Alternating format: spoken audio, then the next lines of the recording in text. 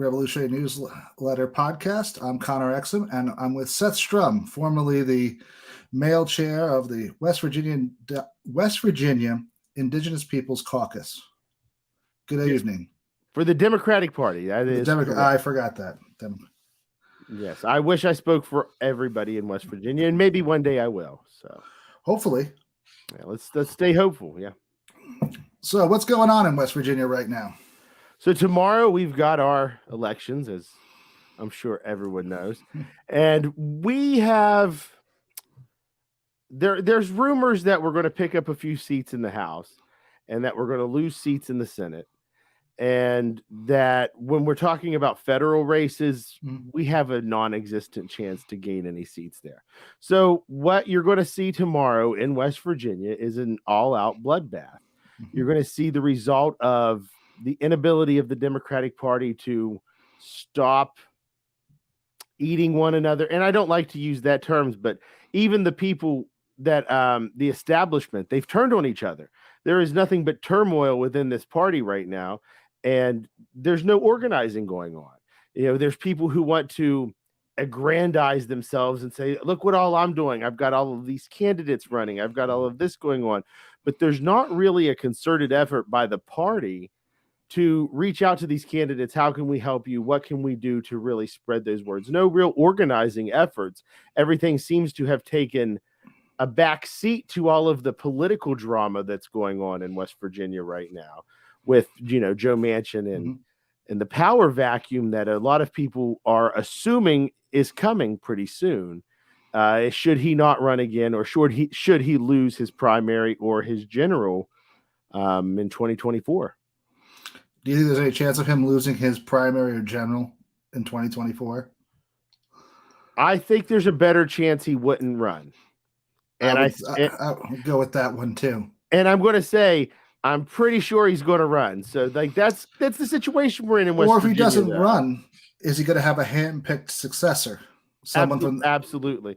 If he doesn't run, you'll see you'll see telltale signs before he's not running of who he would like to see be his successor. Now, right now, I couldn't name names. I know that there are definitely a few floating around, but I'm not comfortable naming them because it's all speculation right now, Sure, it's all speculation. But if I had to guess, right, this is for me, not you, it would probably be one of his children. Well, Heather Bresch is she's kind of. I wouldn't pick her though. I would pick the son. He's managed to stay out of the news more. He hasn't had too many scandals. He has one big one with pollution, but he's kind of kept that one quiet outside of West Virginia. We love political dynasties in this state. Shelley Moore Capito comes from a family of career politicians. Joe Manchin and his family have made a name for themselves in politics. So, and when we have that kind of level of comfort, because, a lot of West Virginia is small towns. The vast majority of it is little communities you wouldn't even know you drove through. So, if Joe Manchin's from a place like Farmington, which, population maybe 4,000, people feel like they know Joe. They feel like I go, like I said to someone else, you go to his brother to see the doctor. His other brother's an attorney in the area. People trust the name and believe in them. And they don't want to see, they see people like outside of West Virginia talking about Joe, and they're saying factual things. They're talking about his corruption and his votes and how he's sailing people from West Virginia up the river. But they don't believe it because he's Joe. He's Joe. He's their Joe that they love, respect, and want to see succeed. Well, I mean, it's a lot like that where I live in New York. I mean, I live in one of the smallest areas of New York, one of the least populated counties, Green. We're only 130 miles from the city. But if you come up here, it's the same as going through West Virginia. It's like, what? There was a town there? I missed it. Right. But when you have someone from there who represents you, you feel a personal identification with them, and they become, it's like a cousin you never had almost. And you feel like, well, if someone from the outside is saying bad things about them, you take that very personally around here. And I'm sure it's the same there. And it really is something to be said for.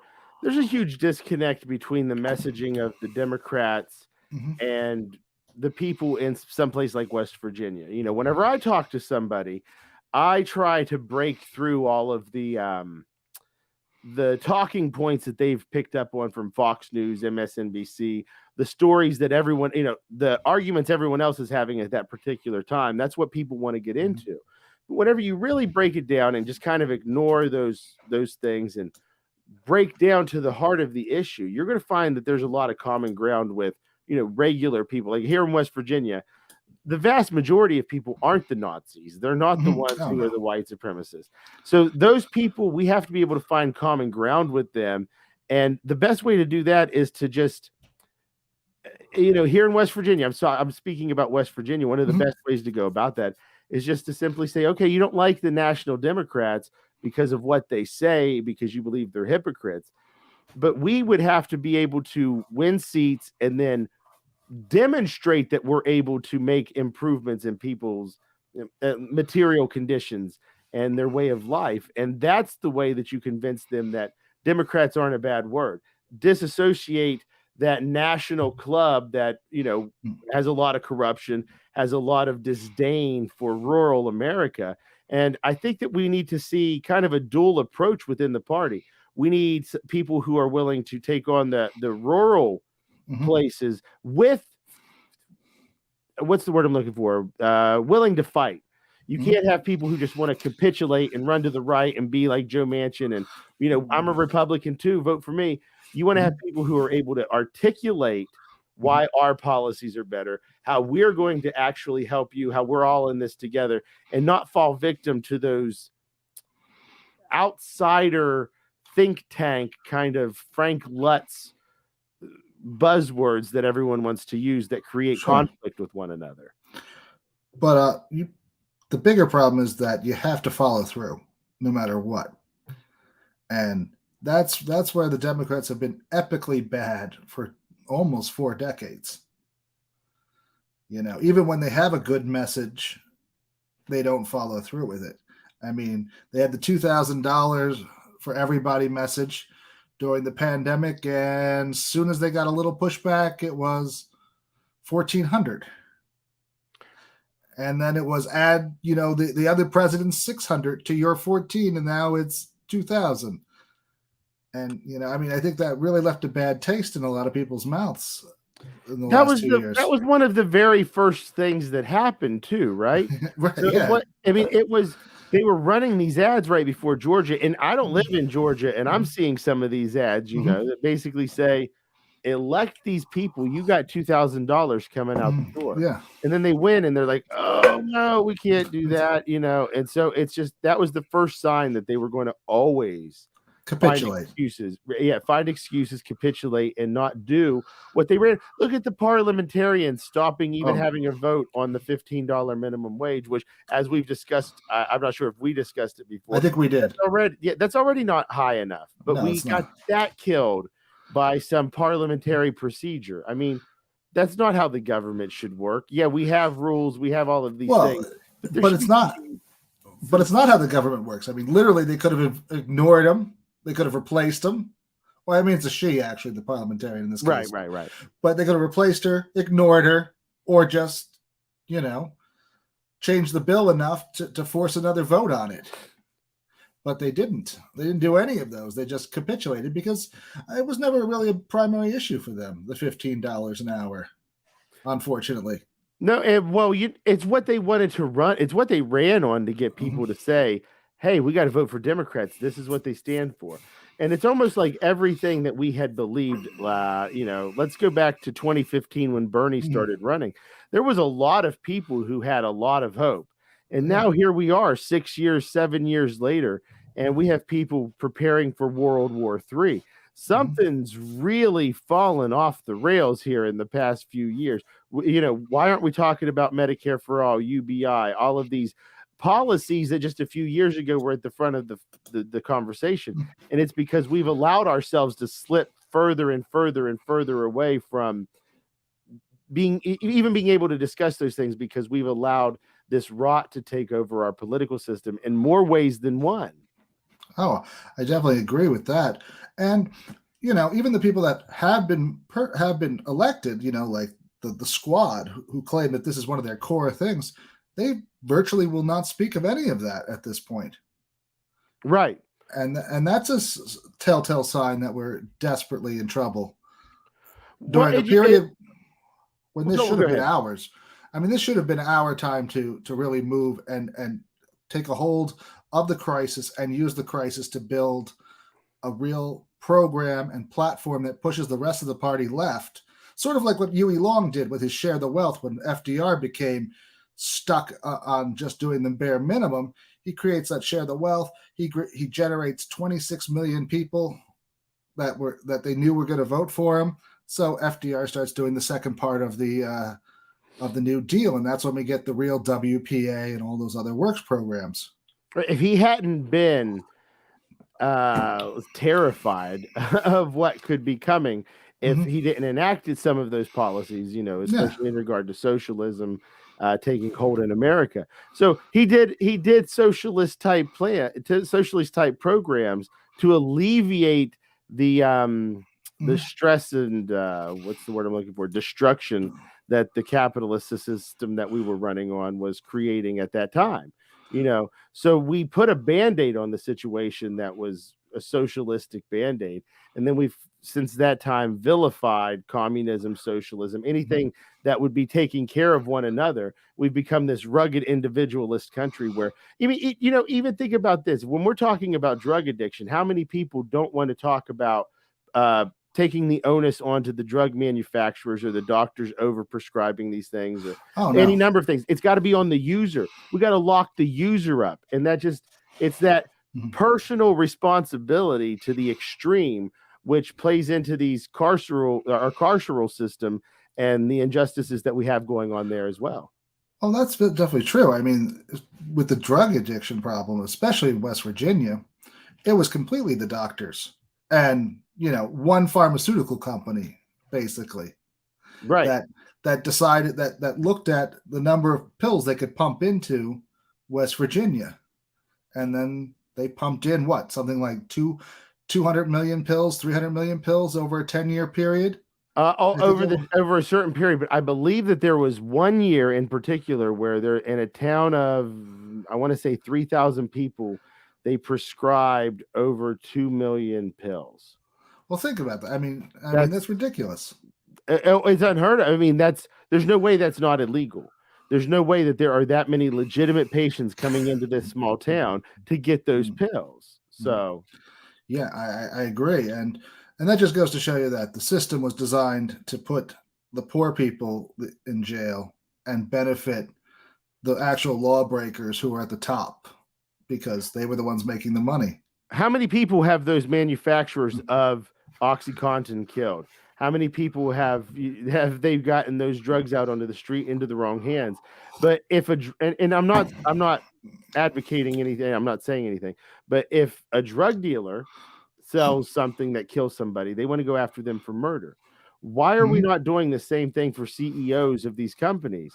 Why they're killing more people than that street dealer did. And we're not sending a message to the powerful people that says, you better watch what you're doing. Otherwise, you're going to face the same exact consequences that the regular people face. Well, there should be criminal charges filed with those. I mean, the same with mass polluting. I mean, there's no criminal charges for mass polluting. You can pollute massive amounts of the Earth's surface, like DuPont's been doing for the last 60 years with Teflon.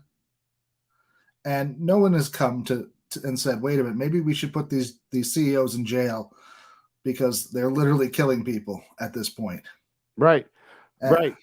Or there a few years back, what was it? GM had the ignition problem. Right. And they killed over 400 people knowing that they had this defect, but said, well, recalling it's going to cost more than what we'll have to pay for the consequences of leaving it on there. Sure. And that was the same with the Pinto. Back in the 70s, that's what got Lee Iacocca fired from Ford.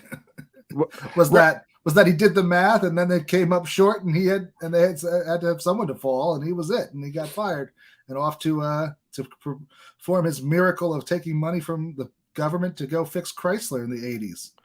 And where's the next one coming? You can't predict who's going to be taking shortcuts here, and so I think we can, and it's pretty much everybody. right, and that's what's scary as consumers. You talk about whatever with the government, but that's why you have to have those strong regulatory bodies whenever it comes to people who are producing cars that are on the street that people put their lives and trust into every day. That's not just cars, but it's your frying pan. We know Teflon isn't good for you, but there's no warning labels on it. No, if I use Teflon in my house with my bird, I can kill my bird. That's right. The pet store will tell you that, but the manufacturer from Teflon doesn't tell you that. Oh, DuPont has kept it very as declared Teflon the wonder substance. I mean, you watch the ads in the 50s, and it's like they wanted to Teflon everything. They would Teflon you, so you could slide into your pants if you were too heavy. Much easier. I mean, it was just amazing. Well, actually, I'll tell you this: my aunt, she had some sort of vocal cord disease, and they actually injected Teflon into her vocal cords. And for the longest time, she had a really raspy voice. And then 20 years or so ago, they got better technology and did something else and helped her out a lot. But she had a voice that she was really upset about for the longest time because they had done that kind of experimental procedure. I'd be more worried about cancer with it. I mean, she's definitely up there. I don't think she had any ill effects. It's been out of her body for a while, but that's just it. Teflon doesn't leave your body. It's a forever chemical. It never leaves your body. Once it's in, it stays. It stays in the ground. It stays in you. It stays in everything. It's the worst stuff in the world. But getting back to the election, I think that what it shows is that, we don't have anyone on the progressive side that's willing to fight for even regulations like that. I mean, they're going to fold the first minute they hear something like that. Well, and to speak specifically to West Virginia, we've got these races with these progressives, and there's I would point people to, his handle is really difficult, but there's this guy in West Virginia who hosts the Mothman and the Bible Belt podcast. And if you go to my Twitter at Seth Strum, I retweet him all the time because he goes through and he'll pick the people who have been specifically endorsed by the progressive organizations, and he'll point out all of their anti-progressive votes. And it's kind of like a voter's education thing, and it's really good. And I would encourage people to go out and look at it. I mean, we have people who have voted for outright deregulation of like clean water supply, the tank laws, and you've got people like Working Families Party saying this is our progressive champion. And thank God there's somebody out there willing to go through all of the votes through all of the years, keep track of it, and say, are they? And then people who claim, and they take these pledges not to accept corporate donations, and then they're all out there taking corporate donations. Oh, well, there's ways around taking corporate donations. I mean, you have to launder it through a couple of packs, and then bam, it's all clean. Well, I mean, but these people are just taking the corporate donations. Oh, I know, but I'm just saying. But the smart ones have figured out how to run it through a couple packs. I mean, that's basically what all these small packs have become, of just clearinghouses for large money donations. There's a rumor here in West Virginia. It's I don't know. This is something that people are saying, but there was this fundraiser for this county down in southern West Virginia, and there was this guy kind of popular that came to it, and they claimed to sell 150 tickets, and they got names, of course, of people who bought the tickets, but the people who were there said there was 20 to 30 people showing up, and they claimed to sell 150 of these tickets. And there's just these kind of, and I'm not saying anything bad happened. People buy tickets just to help out and don't go.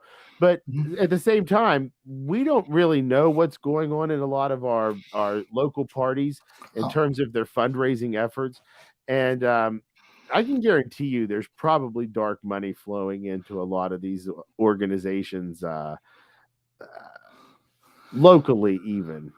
Oh, sure. Do you remember the People's House Project back in 2018, 2017? Refresh my memory. They were a grassroots project. They were big with Ojeda. I kind of remember them because Ojeda is Jetta, it was a crystal ball operation. Oh, the crystal ball thing. Yeah. See, now that's one of the things that bothers me the most from being from West Virginia was we had Ojeda. Mm-hmm. And I have my own problems with Ojeda to a certain degree. He's also helped out Marianne Clater, who I worked Mm-hmm. for. So he's done some things, and he helped push the marijuana to really get that passed. So I'm not going to say too much bad about him, except he's really good friends with Joe Manchin. And I don't know if they say Crystal Ball talked him into it, but I'm sure he had the aspirations himself. He left his West Virginia Senate seat to run for president, and when he left that seat, it was given to a Jim Justice, West Republican Governor Jim Justice, a lobbyist who had worked for him for years. So he made one of the biggest mistakes, and from my on the other thing, I think he left West Virginia and moved to North Carolina. So he did a lot of things that really kind of screwed us over up here. Well, what I was getting at is now that's a perfect case of dark money coming in, right? She bills that as this huge, grassroots operation for the candidates that are going to be grassroots candidates, but she took all her money from Silicon Valley. Guys like the creator of LinkedIn gave her like $250,000. One of the partners from Facebook gave her like $150,000. I have it all on OpenSea because I wrote a good article about it on my Substack. But here's the thing: so she passes it off. No one ever asks her any questions, right? And that's the problem. No one on the left is doing any hard question asking, right? You in the news, right? The alternative media news. They have one of these saviors. They come up, they show up, and then they ask like these, fluff questions like, "Well, how do you feel about being questioned about your problems with that PAC?" Because she started to get some pushback from a McClatchy article. I mean, you can't not ask the question, "Why did you take the money from these guys?" I mean, it's right there. It's on Open Secrets. It's in the FEC filings. And no one does. But that's how all this dark money gets pushed through, I think, so easily into these small races. Right. Now, one of the things about that is, okay, so like just to go back to Ojeda real quick, here's this guy who's doing pretty decent things in West Virginia, got some problems for sure, but he lets this outside influence come in and really build his head up. Mm-hmm. And that's, just kind of to go back to what I always like to talk about is this outside influence like it's in West Virginia really badly. And that makes me think that it's all over the country. Oh, it is. It is absolutely all over the country. And so these people are, I don't want to say selling out. They're seeing an opportunity to advance what they believe to be probably a really good policy agenda or their vision for America. But they're being used by people with money to make sure that grassroots organizations don't actually rise up. Oh, it was definitely a case of that in her case. I mean, she became the face of grassroots organization across the country because she wasn't just in West Virginia. That was one of her big ones, but she also, remember Randy the iron worker in Wisconsin? She supported him. She supported another candidate in Connecticut. Two more candidates, I think one in Illinois. I can't remember all of them. But she had a whole bunch of them.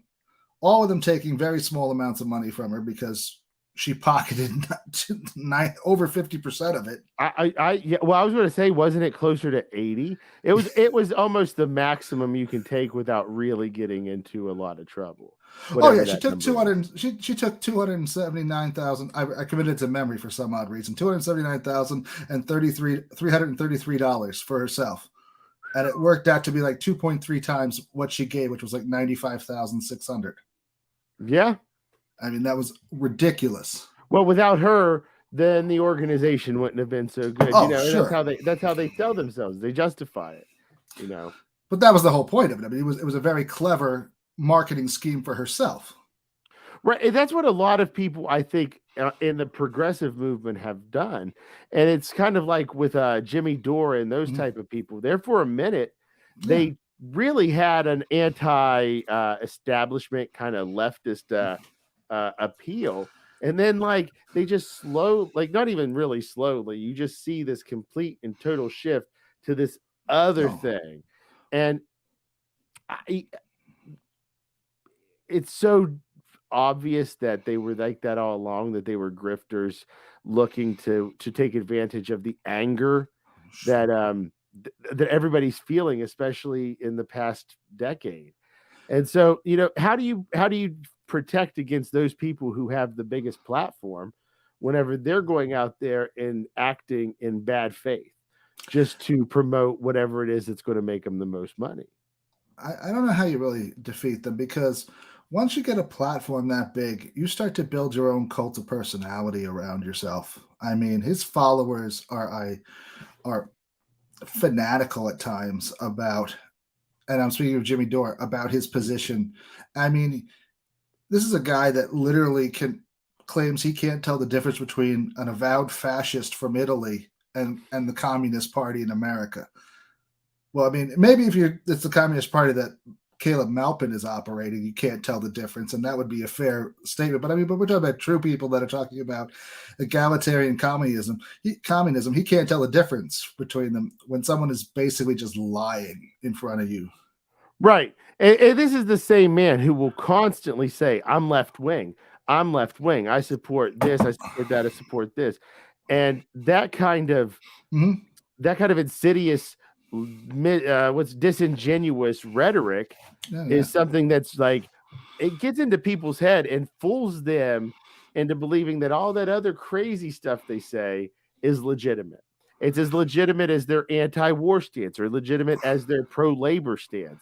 And does he have a pro-labor stance anymore? I mean, I haven't heard him say I'm saying at one point he was, I'm pro-worker. I'm pro-worker. I know. Yeah. I know. But so was Cenk, until he got a union in his own shop and then didn't like that one. In fairness, I haven't watched either of these guys in years. So I haven't watched them in about 2 years myself. Yeah. But I'm just saying, like, at the time, he wanted to pretend to be this. I am the left. Joe Biden's not the left. AOC's not the left. That's me. I'm the left, and I'm the one who represents. Well, that was for a while. That was about a year ago when he was doing the force the vote and all of that. Which, I mean, I didn't have a problem with force the vote, right? Completely, except for that, if you force the vote on just one issue, you're going to lose, and you're going to lose badly, and you're going to look stupid. Right, and then how do you force the vote on the next issue? Well, not only that, I mean, you can't bring that issue up again forever, because they gave you the vote, you lost, shut up about it, we've moved on. I mean, you have to have a whole platform of things that you talk about that are popular, that they can't afford not to vote for, because these things are so popular. Yeah, I'd agree. I mean, otherwise, you go up there, you raise your hand, and everyone says, oh, well, we voted. Sorry, didn't win. And if I were Nancy Pelosi, I would have made Kamala Harris be the last vote that, puts it down. Right. And that way, I'd be clean. I would have said, I even voted with it. It's just not the time. But they didn't. And that was AOC's thing. But getting back to Jimmy, I mean, he just has a huge, massive cult-like following now. And now it's even more amusing, because every time he goes on like a Tucker Carlson show, or has a guy like Jackson Hinkle show up with his MAGA communism nonsense, he legitimizes it.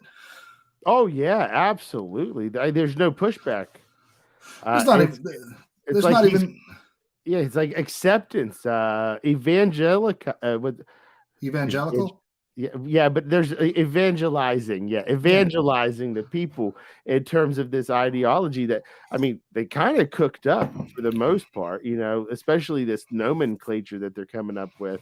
That, I mean, one of the things that bothers me about this MAGA communism thing is, I mean, you couldn't be more slapping the people in the face who are minorities or marginalized people. You're saying, hey, all of these people who have these bigoted beliefs, they might actually help the working class. So we want to court them. We want to bring them into the fold.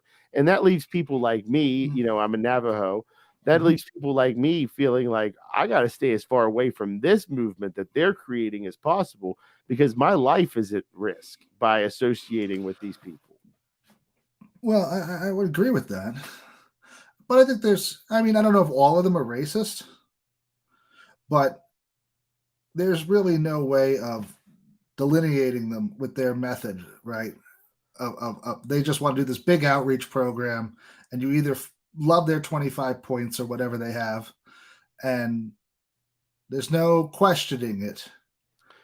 Because if you question someone, then you're against them. It's the all or nothing problem, which I think you Right. really seriously have to do. And I think that the thing about what I say about racist is, you know, the thing you have to remember is most people, and this is the truth, the vast majority of people definitely wouldn't claim they're racist, even if they Oh have no, some underlying prejudices. It's those ones who are truly racist that are the biggest problem. And they're the ones that whenever I talk about these things, that I really want to call out. you know, I have to disagree with you on that one just a little bit because it's the quiet racist who doesn't think he's racist or she is racist that has the most effect, I think, on the discourse. They're the ones that say the racist things, but it's okay because they've got a good black friend or a good Mexican friend, and they can say those kind of things. Those are definitely, see, like, to me, you're talking about two separate things that both are unacceptable and Mm-hmm. extremely dangerous. Mm-hmm. And that will, I mean, ultimately, if we keep heading down the path that we're headed down here recently, we're headed towards extreme violence against minorities. You're going to see an uptick in it based just upon the ideology that's spreading. And the simple fact of the matter is, our economic condition continues to deteriorate and social unrest continues to rise. Those things play into racism in a way that you can't deny. If you're out there and you think I've got to protect my family and my tribe and the Mm-hmm. people who look like me, well, the first thing you're going to do is any outsider, you want to take care of them. You want to protect yours. So, I mean, in a psychological, like, kind of grand scheme in society idea, maybe that perpetuates the rise in racism that we're seeing right now, is just the general scarcity of resources and the poverty that we have now, and the inequality. Oh, I agree completely that inequality is a major driver of our racism. I mean, and it always has been. It's always been. I mean, that was like the founding fathers' big deal was that they were going to pit the poor whites against the slaves in the South because those were the two groups that they wanted to keep down for cheap labor. Right. Right. And honestly, it works so well too. Anytime with the enemy of my enemy is my friend. Mm-hmm. If you set up two people you dislike, or you don't even have to set it up, but if you notice two people you dislike, two groups starting to go at it, you kind of can just sit back and watch. And Sure. that's something that I would love to see happen in some of these regards. Like here in West Virginia, there's a group called Charleston Can't Wait, and they're an offshoot of this other group, West Virginia Can't Wait, and they really try to focus on progressive candidates. Not a huge fan, just to be honest, but the Democrats and this West Virginia Can't Wait group can't see eye to eye, and they butt heads openly, publicly.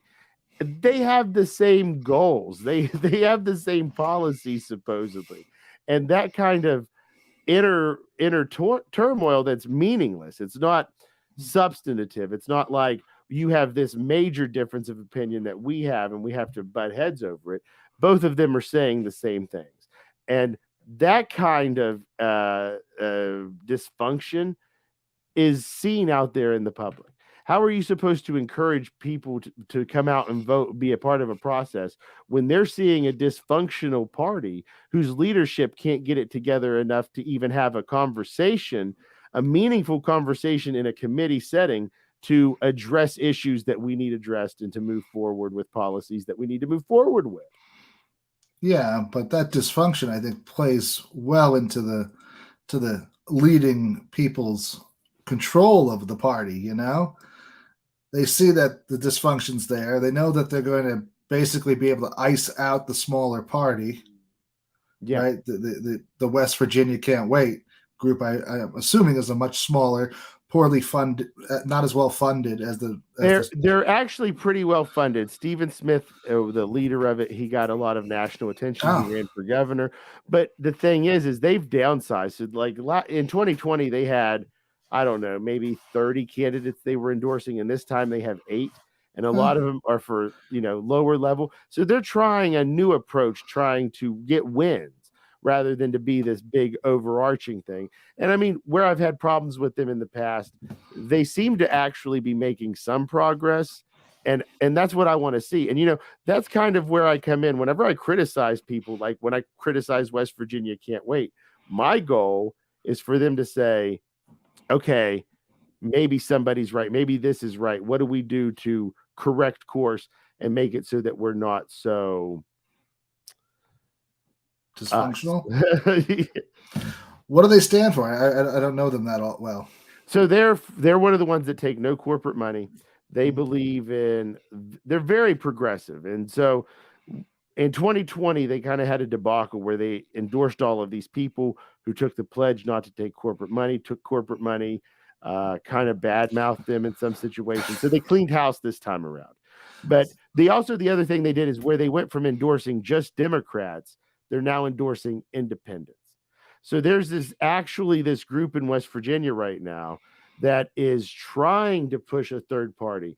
So as much as I may dislike some of the people on the board or some of the people who volunteer for them, I can't deny that what they're trying to do is, well, it's partly good for no other reason than it really ticks off the Democrats that I know are racist. And it really is bringing that idea that there's a third party that can win to people in West Virginia. Well, that's always good, having another option like that, if you can really win. I mean, I don't know why they would pick independents over, say, maybe a more established party like the Greens. Now, okay, when I say, okay, it may be the Green Party. I say independent just because I'm like Democrat, Republican, independent. It doesn't always, think. Okay, I just wondered. I think they actually might be endorsing Mountain Party candidates who are the Green Party of West Virginia. West Virginia, so scratch the independent. I don't think they're actually independents.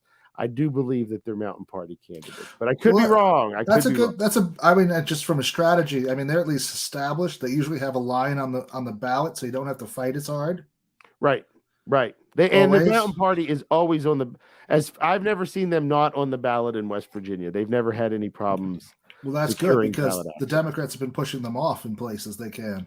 Right. And, I have my own problems with the Green Party, but the Democratic Party, 6 of one, half a dozen of the other. If the Democratic Party is really turning into the Liz Cheney, the new Republican Party, I might jump ship and go green. I don't know. I don't want to be a part of this rehabilitation of war criminals and everything else that they've been part of recently. Well, I don't think Liz Cheney is too genuine. I know she endorsed a few people, but let's be honest.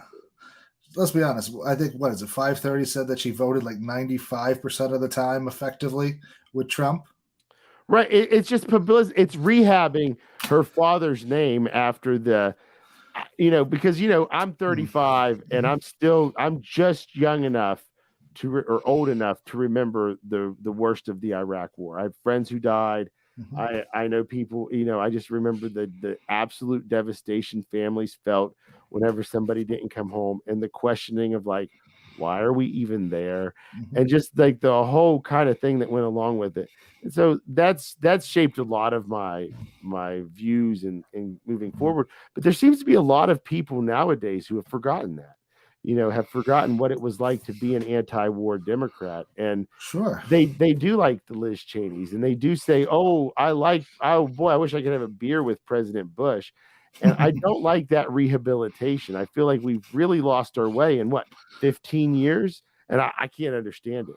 So like, to me, one of the most important things is to get back there and let people know that's unacceptable. Why are we pushing billions and billions and billions of dollars to fund weapons to Ukraine, and we don't do anything here at home? It's a proxy war, and anybody who says otherwise is wrong. And to me, the worst part is we're using Ukrainians and other people that aren't Americans again as human shields to do our dirty work. And take your Nazis in Ukraine, take your Putin being a bigot. At the end of the day, there are still innocent people dying over a war that is just stupid. I mean, there's no real reason for it. Well, I can agree with that. But what I was going to say is that I think the problem with like a Liz Cheney right now is that she muddies the water too much, and she makes it very easy for people who are, well, let's just put it mildly, not allies with anything progressive in the Democratic Party to feel good about voting for people who are equally not allies of anything progressive, and pushing the party even further right, more towards the Republican Party. And the worst part is that, in 4 years, she will not be endorsing any Democrats whatsoever. This is just because she boxed herself in with the January 6th stuff, and she became a hero of the Democrats. She just can't afford to give any Republican an endorsement because it would be the kiss of death. Right. And Liz Cheney is opportunistic. And what bothers, I tell you, Liz Cheney being a Cheney, being that kind of person doesn't shock me. Not that big of a deal. But what bothers me the most is this supposedly liberal media so willing to give her endless airtime, treat her as though she is some proponent of democracy, the paragon that we should be looking to whenever we're discussing it. And she's not. We have proof that she's not, And so why is it that we're able to do that with these powerful families? Forgive, forget, completely rewrite history, but I mean, I'm not saying, and we do it to the other people. I'm saying, like, let's cancel some of those people too. You cancel everybody else. Let's cancel those people. Well, you can't cancel them. They've got too much money. That's what exactly. That's what it comes down to. I mean, at the end of the day, we know that MSNBC wants to have them on, and it fits their narrative, and they're going to put them on no matter what. Right. And that's going to be the mainstream media version of the Democratic Party. And I'm telling you right now, so like the entire media apparatus that I've seen, and I can't speak that this is universal. I haven't talked to every reporter, but there is definitely something to be said for some of this corporate media. Because in West Virginia, a lot of the stations and newspapers, just like across the country, they're owned by a handful of media conglomerates, national media conglomerates. So sure. I've had people interview me about what's happened at the AAC, the Affirmative Action Committee in West Virginia, the racism that we faced. And those stories just inevitably get killed. I'll talk to people for an hour. They'll take notes, say, this is a great story. 2 weeks later, I'll get a message, my editor killed it, or I'll just get completely ghosted. And what is it about these people that they write a story? And I'm reaching out to people who had already written a story about our story. So like in 2021, whenever they kind of did the same thing they did to us with the other people from the AAC, we had at least 4 white reporters from West Virginia who wrote articles about the racism in the Democratic Party. 4 Black and Indigenous leaders from the AAC went forward, tried to write a press release, released it to our contact list, which is basically everybody in the state of West Virginia, and that, news-wise, and not one person wanted to respond back. And there's just this absolute blackout whenever, and now remember this, the white co-chair for the women's caucus, she wins the entire chair of the Affirmative Action Committee. So she oversees all of the racial minority caucuses and such. And she gets a TV interview and piece done on her on one of these channels down here in West Virginia. That's just a total fluff piece. So there's something going on here. And like I said, she has wealthy friends who could have called in favors. I don't know how it works, but I know that in West Virginia and nationally, I know I got people that I don't like that I feel like that they covered the story as well, and I feel like they should just do a follow up. And that's the only thing I want. So, I'll put this out there. Anybody who did a story on the AAC of West Virginia in June 2021 who wants to do a follow up on what's going on now, reach out to me, reach out to Mary Ann Clater, because there's a lot happening. And, that's it's real. One of the things that keeps bothering me is I get attacked as being that I want to personally bring people down. I want to attack progressives. I want to destroy the Democratic Party. But I do work for candidates. I do in-kind donations. I don't charge them for it. I do believe in certain people. But there are those other ones that we have to call out. We have to hold their feet to the fire, and they have to make amends in some way. Otherwise, they can never be a true ally for marginalized people if they're willing to throw us under the bus. Well, sure, they're not going to be an ally. But that's the problem. You said the magic word there, marginalized. Right? I mean, let's be honest. The Democratic Party's attitude towards marginalized groups for a very long time has been you have nowhere else to go.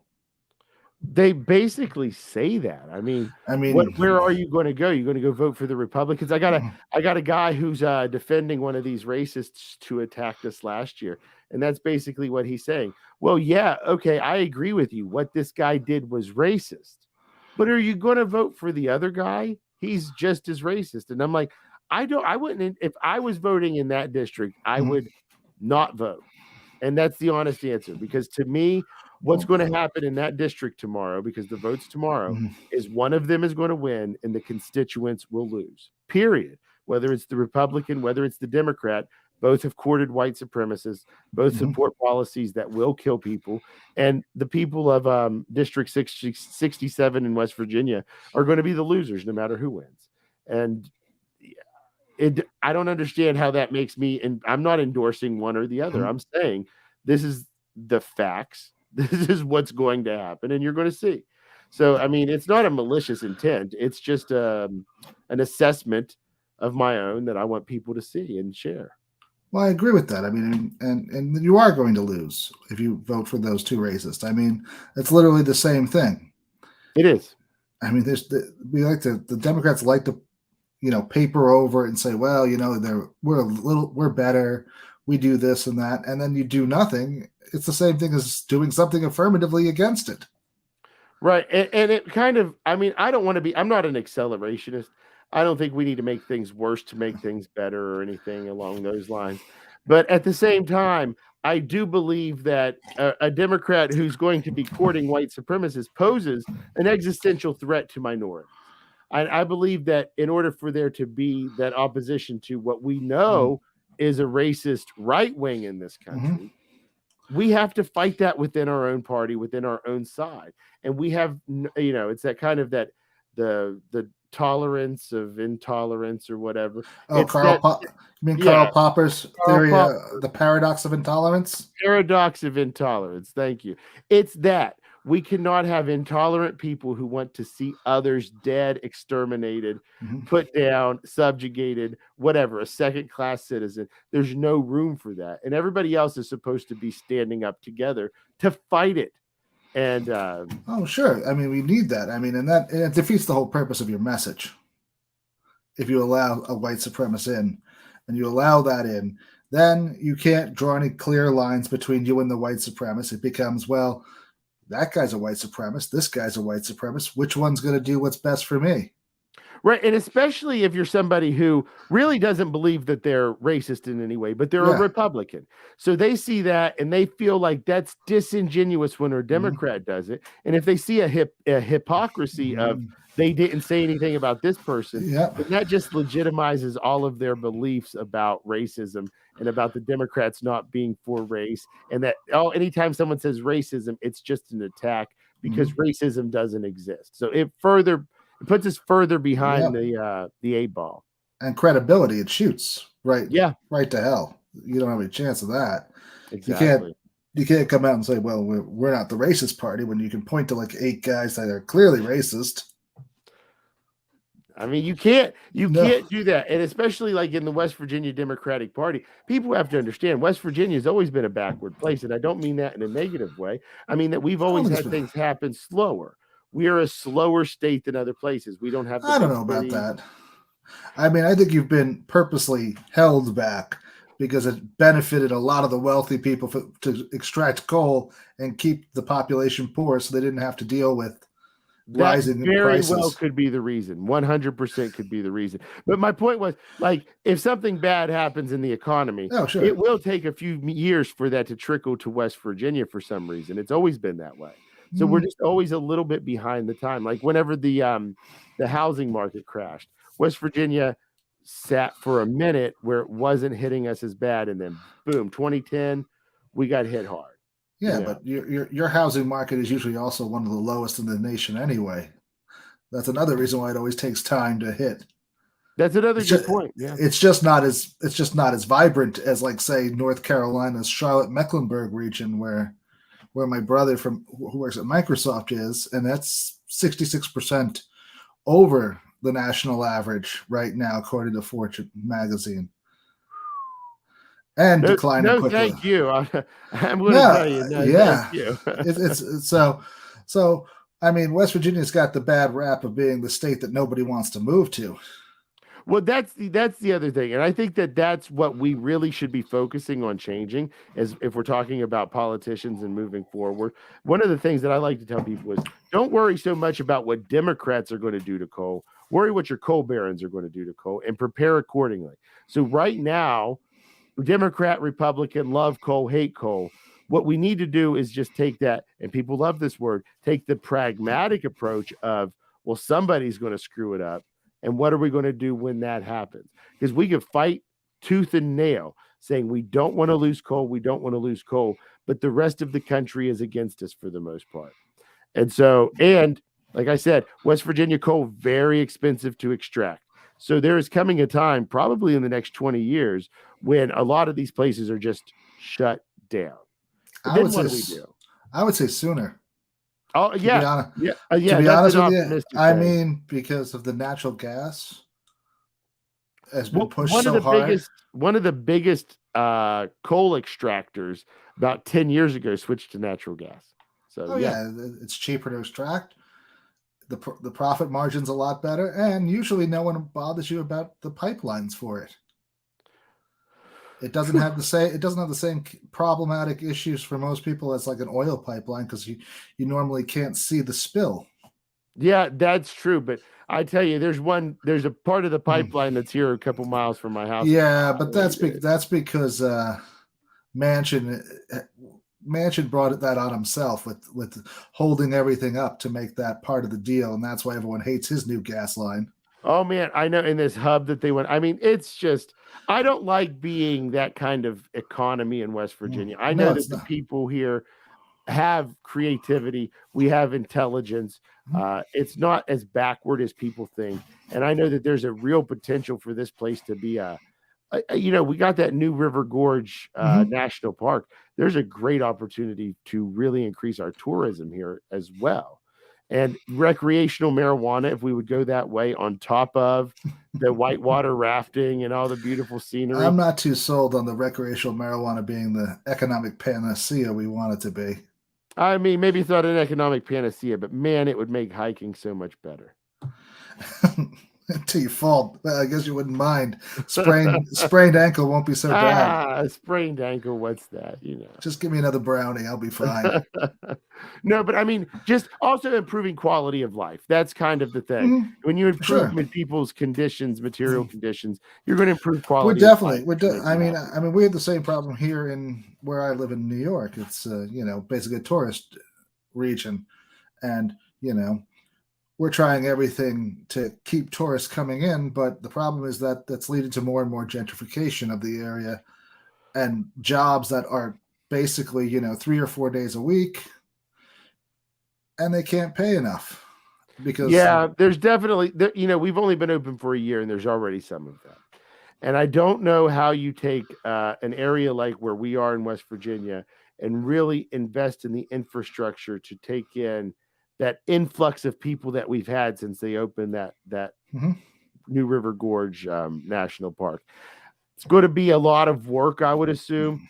And this is yet another reason why having a dysfunctional government benefits nobody, because this is the kind of thing that we need them to be working on. Have studies, have experts, have a team put together in a committee to say what we got to do that would alleviate a lot of that traffic and I mean, alleviate a lot of the the stress. one thing about West Virginia is that it's got an amazing climate. It's beautiful. I mean, it's pretty much warm all year round. Well, the It winter gets can get snow. cold. It We gets can get snow, cold, yeah. but it's not like it's not as hot as the coastal region of Virginia It really most of does. the time. It really does. So, we're wild in our terms. Like today, it was 85 degrees, Mhm. but then last night it was 31. I mean, it's just we're Well, that all is a over bit the of a place. swing, but Yeah. I mean, but for the most part, it seems like it's a pretty nice, even temperature most of the year. Well, like I said, that depends also on where you are. We got Right. a lot of volatile places. So, like in kind of the eastern panhandle area, But they what I got a was, lot of higher mountains, yeah, so they get more snow. but And what I then was there's like getting a at yeah. is that basically there's a lot of like all this like new age agricultural thing you could do, sunflower oil that they sell at these places for like $20 a liter. I mean Yeah, that no, we got that. We got lavender that they're trying to right. put in, especially on these mountaintop removal sites where Hmm. they've reclaimed them, because Hmm. otherwise they're going to do nothing. Like they're already released a ton of carbon in the air, destroyed headwater streams. We might as well grow something on them. Well, you And better, and there's otherwise they just become landslides. Oh, it's terrifying up here. But I mean, even still, there are people and like it's going to veterans right now, they're Hmm. veteran owned. So they're trying to do good things with it. And I mean, I don't want to hate on everything. I'm not No, somebody who hates everything. I like progress. I like to see things that work. And well, that's the so important part. But I was just getting at there's a lot of good things you can do. I mean, in this economy, right? That supplements that that supplements that tourism without gentrifying necessarily.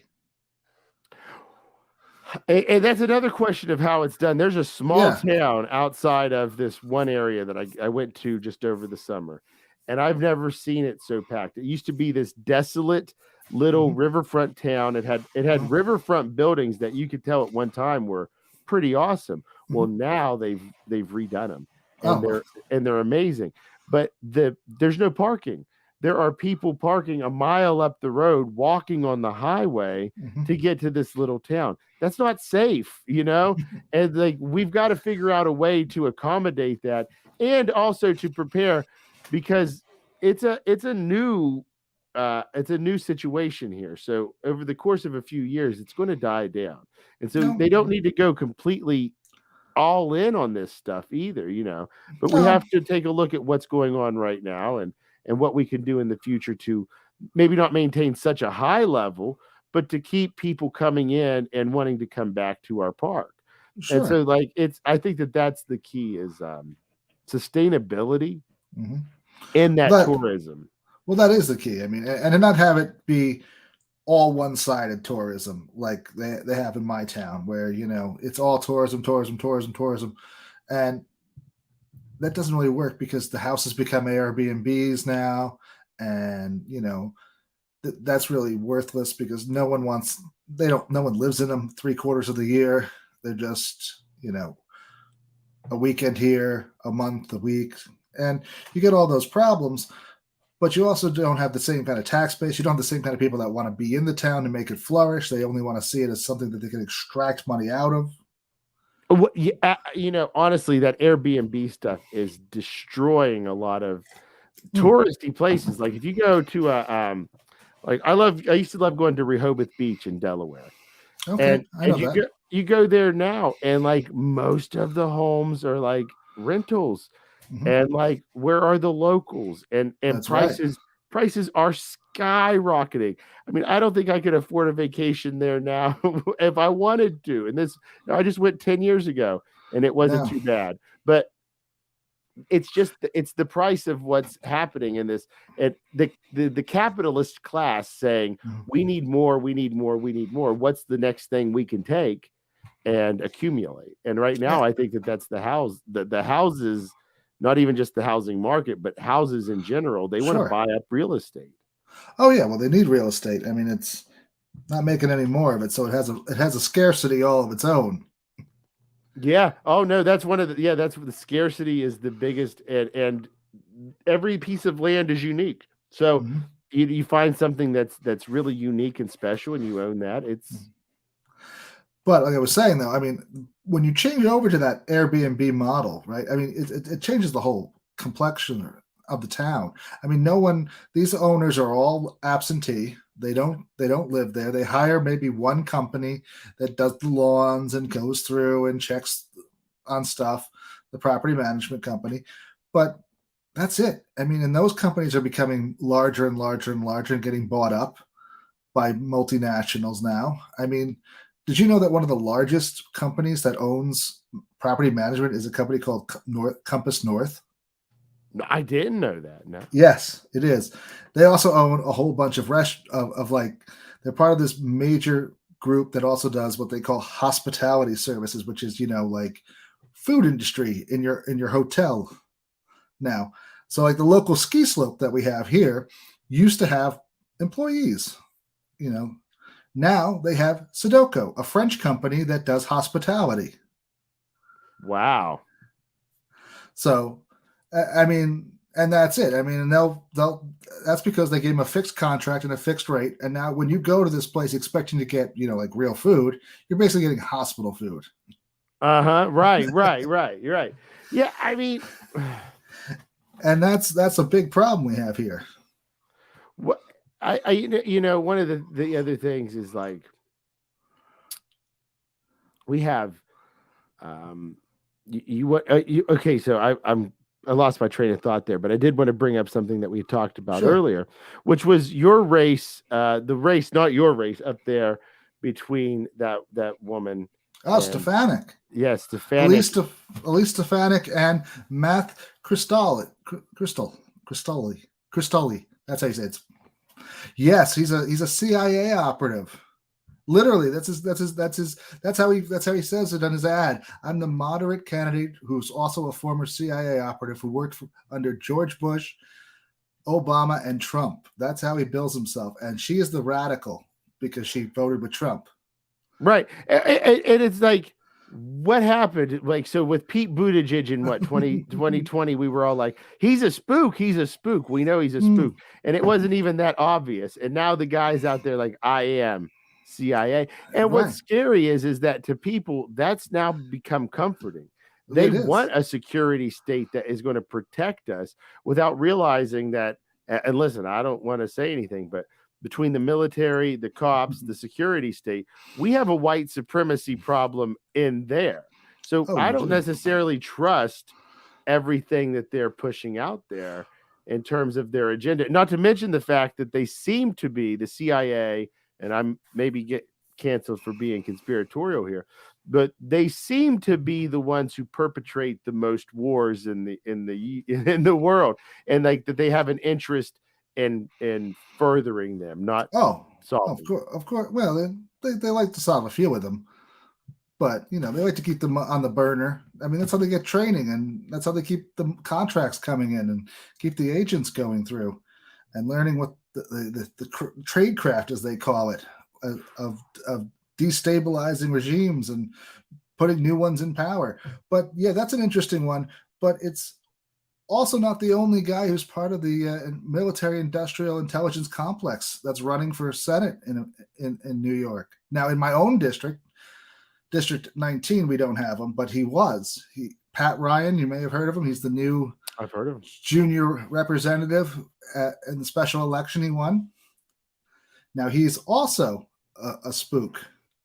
He worked for a company called Data Miner, vice president, when they were still having when they still had a contract with the FBI to search Twitter to look for volatile problems with the Floyd George protests. Then he went to. Then before that, he was part of a company called Burco, which was set up by veterans, and that's all about putting data analytics tools for the CIA. That's what they designed.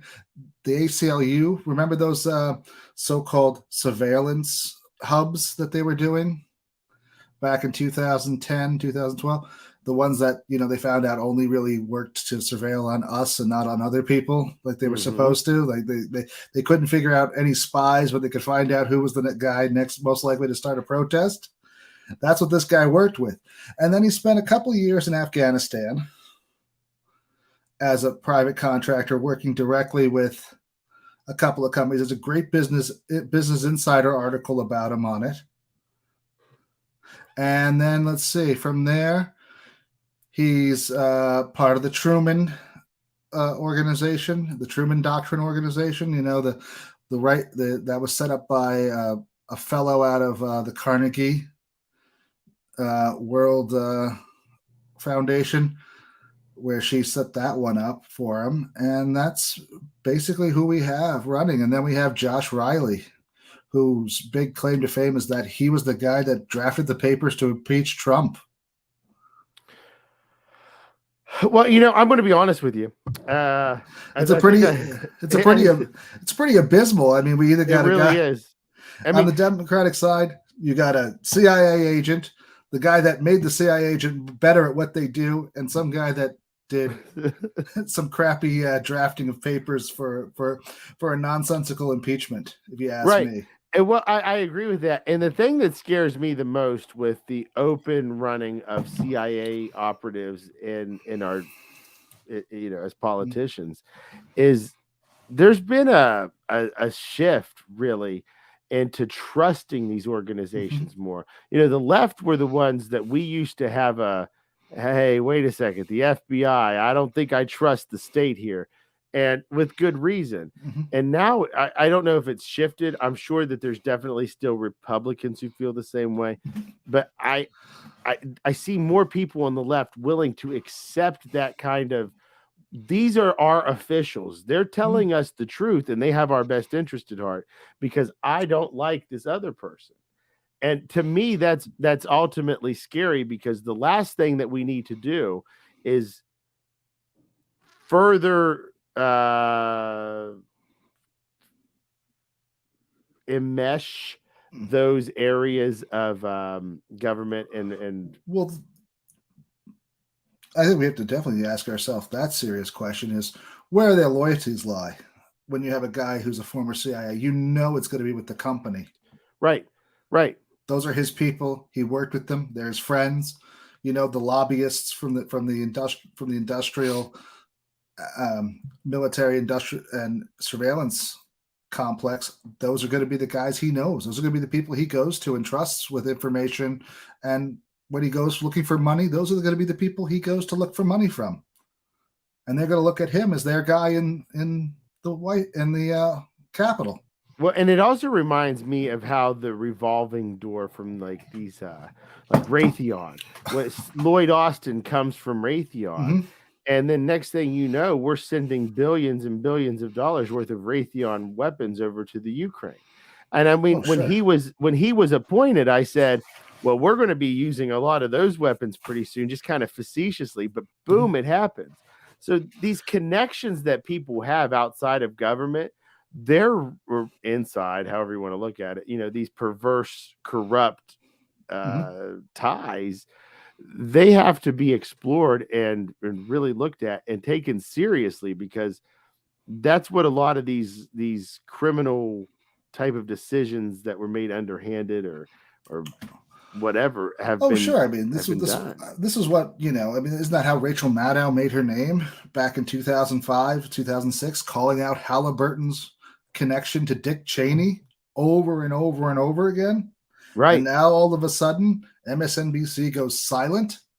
But worse than that, even though Ryan Grimm did a whole thing on Rising before he left about Pat Ryan and how he sells him is as this wonderful progressive.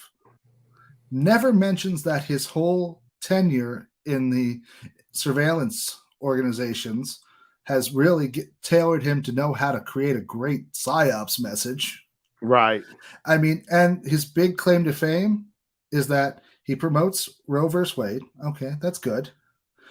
And his other one is that he supposedly fought Central Hudson, which is a utility company here.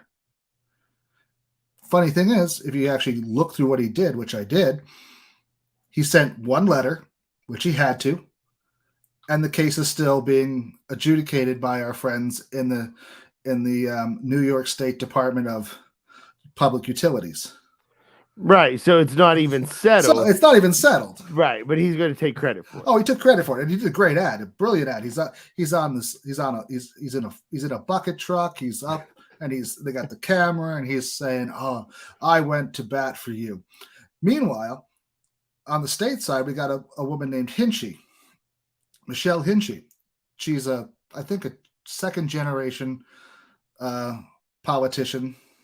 Her father had the same seat, and he went off to the House of Representatives too, and on the federal level. Finally, she also claims that she's taking it to these these utilities. She only wrote a letter. That's it.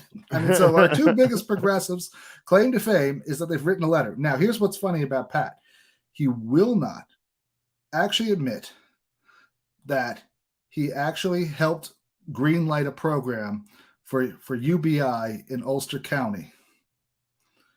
Now, the reason why is because he got switched down to a district called District 18, which has one of the poorest cities in the area called Newburgh. Nobody wants to look like they're doing anything for minorities in this city. Oh. Because if you do that, the richer, whiter neighborhoods across the river, they get angry. You get really angry at you. And that's his new district.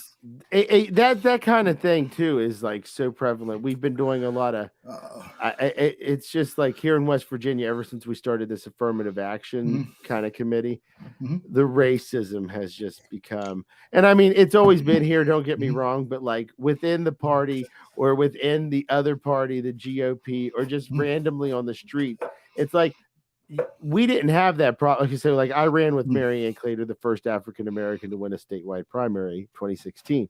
When we ran just by ourselves and we would go places, we never encountered a racist once. But now that she's doing this Black Caucus, she is getting hit with race. And so there's something about the idea of organizing together that is really scary to people who may otherwise not consider themselves to be racist.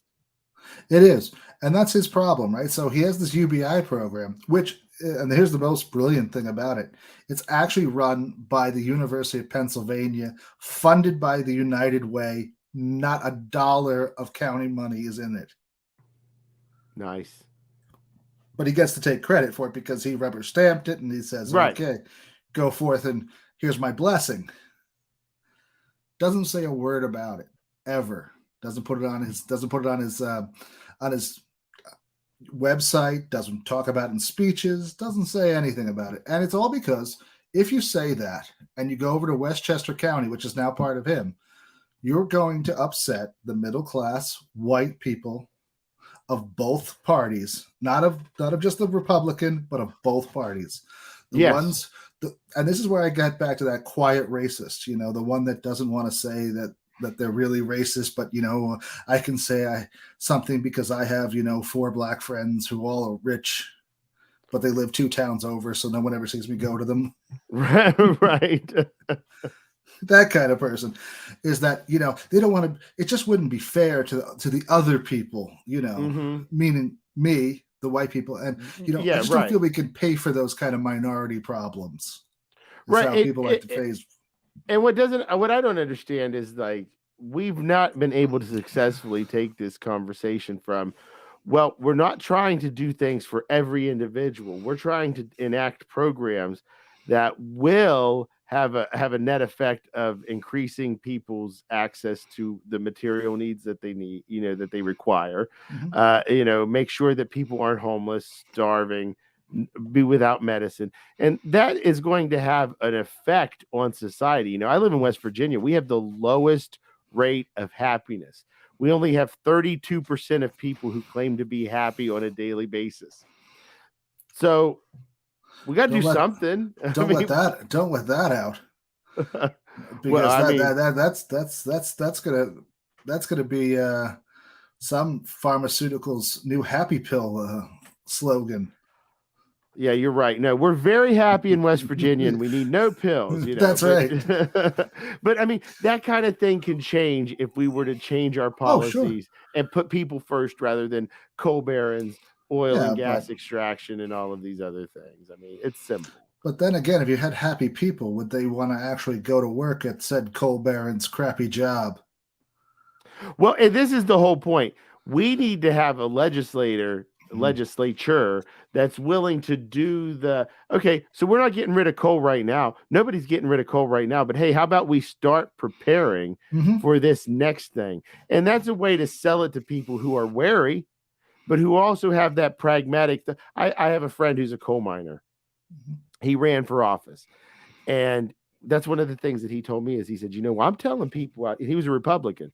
He said, I'm telling people out here, we have to be ready for if the coal barons, if the coal owners, he didn't call them barons, if the coal owners walk away, because it's just getting more and more expensive to produce. So I think that there's even in that Republican kind of mindset, there is a desire for it, but it's like when Biden says the thing about, coal jobs or whatever, and Joe Manchin can go out there and say, you don't know anything, I'm going to teach you. Well, you get a lot of silly people at home who get like, yeah, it's my Joe, go Joe, and Manchin, not Biden. And so that it's a lot of emotions too. So we'll see what happens. I mean, the more effort we put in to proving that we're not bad people, to proving that we have the best interest of the party at heart, there's a handful of us out here really, really, really working. And I hope that we're starting to make some headway. And I hope that when people see the bloodbath that's coming on Tuesday, I want people to remember a few things. One, they fired one of the best outreach directors they ever had, Mary Ann Claytor. That's my friend. Okay. She did a lot of really good work, and it was a personal vendetta against her, and they fired her. Oh, that was foolish. And two, there was, how parties will have what do they call it? They get together and they try to find people to run for seats that aren't being run for. They couldn't even find. There's 24 an exploratory seats. Commission couldn't find anyone. Right, 24 seats unopposed for Republicans in the state. So we have failings. We have things that we've got to do if they want to be a successful party. And it's like you keep sitting there and you want to keep fighting me. You want to keep fighting the other person.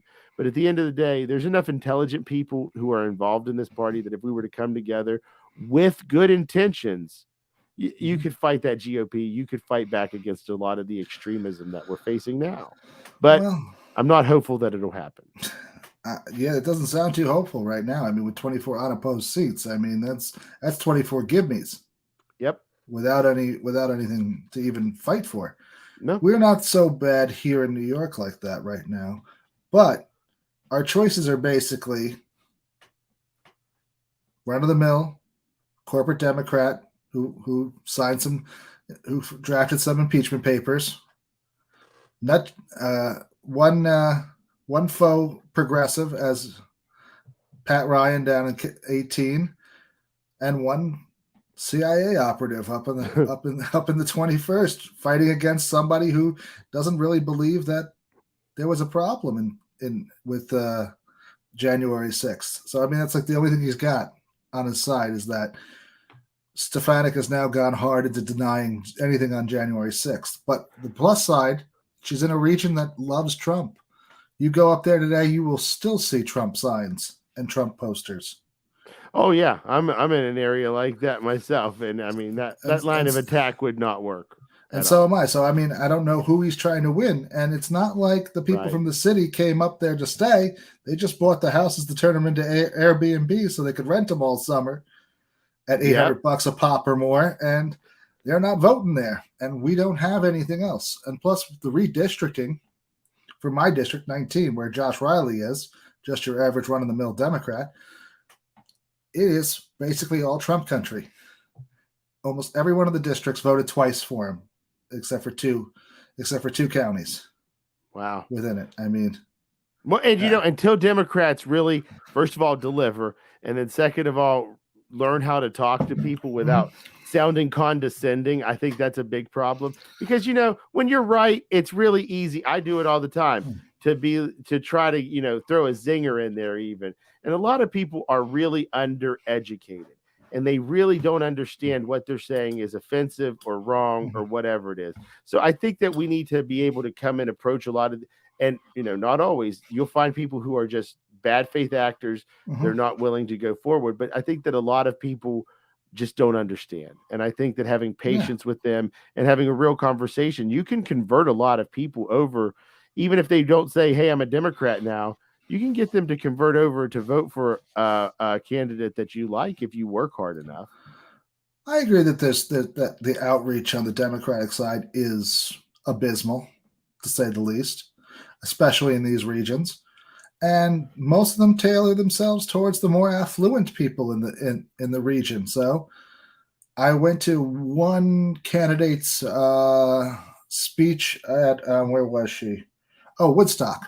If you know anything about New York, you know Woodstock, right? Well, that's all a lie. The big concert never happened there, but it was all drawn up, and they kicked him out of town, and he had to go 60 miles further south to Bethel Woods. But Woodstock has been playing up that mystique for the last 69, almost 60 years, as being the center of all things rock and roll. And we're there, and this candidate was the epitome of the faux agriculturalist, right? I mean, so she has this major company that takes talented women, right, with master's degrees and PhDs in business and finance, and puts them with companies like Target and Fortune 500s. And she's trying to tell everyone here that she's putting women back to work at these jobs, and people are thinking, like, okay, well, maybe like soccer moms and stuff like that. And I raise my hand and I ask you the question, but isn't your company deal with like Fortune 500s? And everyone on your website has like, a master's degree from Wharton Business School. And she said, oh yeah, that is true, but that's my thing. And I'm like, so you're not really dealing with the same kind of people here who don't have as many, who once you get out of a little town like Woodstock, don't have as much education, aren't going to be, getting jobs at the executive level. They're going to be getting jobs at, the retail level. Right. And it's fine because, most of the people there were all doctors and other things, and they'd all retired or moved up from the city and were, generally amenable to this idea that, all right, it's fine, privatization, and this is all going to work great for us, just like, Bill Clinton did with his Bridge to the Future. She got trounced out in the West, absolutely demolished in the farm country, because even though her husband was a dairy farmer and she had this little cattle farm that she tried to claim with 70 heads, made her a 4-H mom, these people out west in the western part of New York, the western tier, who are real farmers, just saw right through her and just were like, you're playing. Right. No, that's the other thing. You have got to be authentic. I wish that people would be more authentic. Be who you are. There's something to be said for being polished as your politician. That's good. But do you also have to be able to be actually relatable to people? And so many times when the cameras aren't rolling, politicians are jerks. Oh, I mean, I run around with enough of them to know that they're mean. I mean, I don't want to talk too bad about Bernie Sanders, but one of the things I've heard about him from, I don't want to name names, from somebody who met him and had a conversation. I've heard he's caustic if you get on his nerves. Even if he's not in the mood to talk, I think is more the situation. Like, not even if you get on his nerves, but if he's not in the mood for that conversation, he doesn't have time. So that's just kind of who politicians are. They have an attitude, and I'm not saying that they don't deserve it. They got a lot of things to do and whatever, But there's you have to be able to turn it on and off, and you have to be able to know when to do that. Mm-hmm. So like it might be difficult, it might be taxing mentally, but if you're going to be in this field, you have to be able to look at every single constituent and try your very best to make them think at least you're a real person. I think that a lot of constituents would be like, I don't know that he's going to do everything right, or I don't know if I trust him with all his thinking, but my God, I know that he's not a bad person. And that can go a long way. Now, that also gave us George Bush. That's it. But I think you have to. I mean, I don't know. Call me crazy, but I mean, it's called representative democracy. You might want to actually represent what the people you are doing. That's unheard of. I think you should patent that, because that's the thing that bothers me. Is that's one of the things that I said recently about somebody was, why is it that we're putting up these people who we know aren't going to go in there and serve our best interest? They're going to serve their own best interest, and just because they're part of my team. My team is less strong by its weakest link. That's so right. If there's somebody in there who's a white supremacist or a corporatist or whatever, willing to sell out to oil and gas, they're not helping the Democratic Party be the opposition party and be the thing that that tells people, hey, we're your other choice. We're going to try to do something different. And at the end of the day, because they don't want to do anything different. No, they don't. And that's another issue with them. When we get to the representative part, is that you actually have to represent people, right? You can't really say all the time, well, I don't believe in that, so I'm not going to do it. Right. That's not part of the part of the job that you were hired on, is that our views lined up, right? Right. And it's one thing if there's something that because I don't know. But that's why we have all of the checks and balances that we do have. And I do believe that if you're a representative, it's your job before your vote. It's your job to convince your constituents that your belief is right. Otherwise, and you turn your back on them, well, you're going to face the consequences come election time. And I think that what we have a lack of more than anything are politicians willing or able to properly sell their ideas. They come off, I don't want to say arrogant again, but you're right. Maybe they know they're right about their policy. And here's some what they would consider hillbilly, uneducated, that doesn't know what they're talking about. They want to just be nasty. They want to put a zinger in and be like, this is stupid. When there's a teaching moment, unless that person's acting in bad faith. And you have to assume they're not until you find out that they are. So I think that that's what we got to start doing a lot more of, is educating and like just for like you and me. So like if I meet somebody on the street who says something that's wrong, it's my duty to try, maybe not to be forceful or in their face, but to try to give a correction to their course. Let them think about it. And maybe next time I see them or they see someone else, they'll start to think about it differently. And then boom, someone else says something and you change someone's mind. And changing one person's mind has that effect of going further along and changing other people's minds. So like that's one of the things, is like I don't want to necessarily be everybody sees Seth and everybody listens to what Seth has to say. It's like I do my podcast with Mary Ann Claytor because there are people in West Virginia who deserve to know what's really happening and who I want to tell them.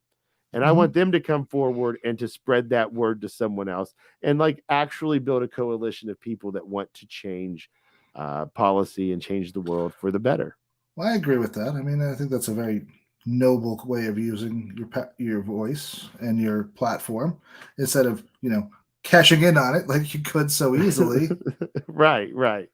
As the one and only Seth Strum of, West Virginia, and use what built up capital you do have in the media there to really. I mean, they really do. There's an infatuation with me and with Mary Ann Claytor because the only thing that we've ever done, in 2015, she said she was an auditor and she came to us and she said, my sister and me, and she said, I kind of want to run for state auditor.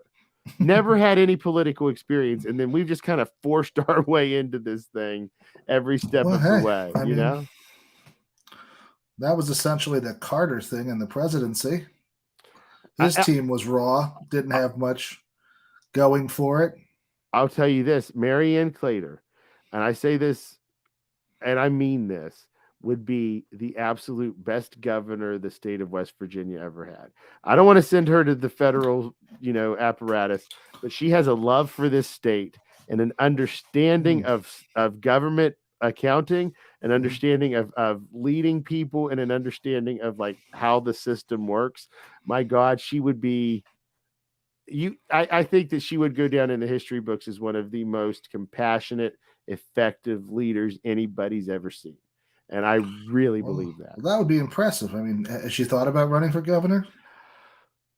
I've tried to talk her into it. I'm still trying to talk her into it. Hey, and anybody watching, send her an email. She's out there. You can find her. Send her a message, whatever. Tell her, run. Because she needs to know that there are people out there who would support her. She's been once bitten, twice shy, more than once.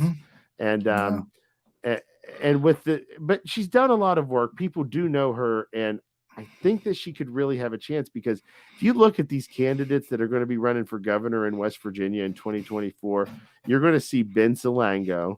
You're going to who lost big time in 2020. You're going to see Stephen Smith. Maybe it's his year. It could be like it could be like Biden. It could be his year. It could be, especially with Jim Justice being Jim Justice, and I don't think he's going to run again. He might.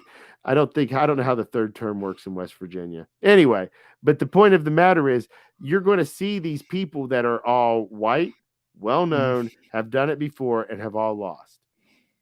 And I think but to the DNC, that is a bonus, because people already know who they are. Yeah. They've had their face already out there. And they can probably reuse some of those campaign slogans from the past, so that 50% of the work is done.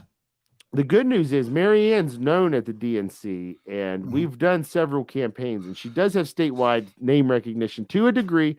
I mean, like, I'm up here in Morgantown. She's from Charleston. And if I tell somebody, oh yeah, I work in politics, first campaign I ever worked for was Marianne Clater, I've had more than one person say, did she run for state auditor? I think I voted for her. And I'm like, well, that's good. I'm like, yeah, you voted for her. I'm sure you voted for her. So we've really done a good job getting her name out there. And low budget. Oh yeah, no, Marianne's had no money. Let me tell you something else. The first time we ran, Facebook won it for us, and I will tell you this right now. And then after that, they've changed the way their advertising works, and you cannot get the reach you got. We spent $800 of Marianne's money to boost this one video we made, and we reached 100,000 people on $800. That's unheard of, really. No, it is. That's a hell of a bang for your buck. Right. And we got so many supporters out of it. And then that's when she won the primary. Shocked everybody. Everybody said she was going to lose. She was shocked them. And, then they changed the rules, and now we can't get any advertising done on Facebook. And even post, we have a page that has 3,500 followers. We'll make a post, and it'll be seen by 3. Something's just funky with the algorithm over there, and it's not good. I don't know. I'm not so big on the algorithm conspiracies. I think the problem is that, you might have 3,500 viewers, people follow it, but they might not be all active anymore. Well, that's true. I don't mean to say that there's an algorithm conspiracy. If you don't know what the right there are people who study those things, and then they're like, okay, the title of this video has to be this. Oh, sure. You know what I mean? So we're not good at that at all. No, it's true. And our reach is just low. Well, but your reach should be higher than that if you have 3,500 active people. I don't know about active. That's something. There should be a tool for you to go through and find out who's active. That's the key. Is the key. People are always complaining, and I'm thinking to myself, well, but you know what? Facebook, all of these companies are trying to cheat their advertisers by not really letting know how inactive these subscribers really are. That's true. Because if you let it out the guy might have 1 million subscribers, but he might only have 100,000 active. And am I going to pay top dollar for 1 million subscriber guy that's really like a 100,000, or I'm going to pay top dollar for the $200,000 subscribers who has 200 active thousand subscribers? Right. Seems like an easy case to me. I'm going to go to the other guy. Right. No, and there's definitely something to be said for that because of that, the page hasn't been active for a while. And like I would love to know who's active and who isn't. But it's just that whole idea of it's harder and with the paying advertisement Mhm. even, it's harder to get that reach. Oh, sure, So yeah. yeah, like it's just all down all across the board. Not saying it's like, oh, they said Marianne Clater and Seth Strum are putting out conspiracy theories No, and no, they I'm gotta not. I'm go not saying you down. are. Yeah. I'm not saying that you are, but I'm just saying that every time you go on and you hear somebody on YouTube complain about it, I think to myself, you do realize that this is also a 13-year-old platform. That's true. People That's just true. aren't as active on old platforms. I mean, Facebook's pretty dead. It really and is. Mhm. It is. And the reason why Twitter's in the hole isn't because of Elon Musk. It's probably because whatever it's called, Mastodon is Yeah. probably poaching their best tweeters, their best counts, by simply paying them to come to their side. I mean, Oh. think about it. I would do it. Sure. So you got to pay somebody a couple of six figures to come on over. Substack did it. That's how Oh. they beat Medium. No, that makes sense. That makes I sense. mean, they Yeah. even paid Michael Tracy, of all things, to come over. Hmm. I mean, that's like scraping the bottom of the barrel when you're paying Michael Tracy to show up. And like that's the other thing is like you've got all of these different platforms now Mhm. too, and Yeah, you it got oversaturation. big time, big time. But that's the other thing is like I've been criticized here recently that I've got some sort of agenda with this podcast I put out with Marianne Clater, and it's like the only reason we even do a podcast is because we have a lot of stories to tell that nobody else is telling. We're not putting out episodes 5-6 times a week. We haven't done one for almost a month, but we've got a few good stories now that we've been able to compile that we're going to put together and release. And it's kind of like a thing where we want to be the ones to bring you stories that you're not hearing elsewhere, but we don't want to be seen as oversaturating. We're not going to go out there and be like, hey, let's talk Kanye. That's not who we are. You know what I mean? Well, I mean, I don't know. There might be some reason to talk Kanye about West Virginia. Well, actually, in fairness, we were kind of talking about the anti-blackness of the response, like the joy white people get in canceling Kanye. Was he bad? Yeah. Is he awful? Yeah. But there was a certain level of excitement that was almost specifically from white people that really hit us the wrong way. It's like, okay, yeah, cancel him, whatever. That's not the problem. The problem is really random people are like, yes, this is, Kanye's got to go down. Whenever Mel Gibson's, I think, making movies again. It's just crazy. Yeah, but is he really making movies again? I mean, come on. Not good ones. No, I mean, he could put out 100 movies in a year and people might see like one of them. That's true. Now that is true, right? And I'm not going to say that it's just anti-blackness. Roseanne got canceled, all of that in 2018. Yeah, but you know what? They'll come back. Yeah, they will. I mean, Kanye will come back too to a certain degree. But I just thought what was interesting about that story was that the greatest thing about him was that he really brought the woke white supremacists out. Yeah. Well, that's the other, and like that was the other thing that blows your mind is like you got all these white supremacists, real solidarity with them, right? And it's like, oh, here we love Kanye. Yeah, well, it doesn't. It's crazy. Like, so it just goes to show you the ideology of hate is stronger than any personal animus they have towards any one individual. Sure. It's an ideology that they want to see come to fruition by any means necessary. Well, I mean, yeah, and clearly Kanye was a tool for them to use. Yeah, and honestly, he has mental illness. I mean, like he does. He has. There's just something not okay with him, and it's sad, really, to see these people exploiting him, especially these right-wing people who get into his ear and want him to do these things, and he does them, and But that doesn't explain Candace Owen. That does not explain Candace Owen. The big conspiracy theory there is that her husband is CEO of Parler, and that she made friends with Kanye to try to get him to buy Parler. Is he really the CEO of Parler? I've heard that said. I don't know if it's true. I thought Parler was dead anyway. Well, that's why they wanted to sell to Kanye. I mean, I think the best though is all the blue checks getting upset about being canceled on Twitter. It's like I see it both ways. But I saw somebody saying like, well, now only the elite can have Twitter blue checks. But I think that's the way it always was. Of course, Like it was. That it was the always point of it. was, right? So and but one of the things that bothered me, like one of the things that really bothered me was Elon saying, well, if you don't pay the $8, your tweets are going so far down in the feed, no one's ever going to see them. So Well, that is going to essentially kill Twitter. Like that is, but no one's going to pay $8. He's not gotten me. rid of that. He's gotten rid of that plan. I don't know. I was thinking about paying the $8 for it just to annoy other people. Well, I mean, honestly, I tried. I did the $4.99 Twitter Blue just to because I wanted to be able to. I wanted to see what editing my tweets was like. Not worth it. Not worth it. I did 1 month, canceled it. It wasn't worth it.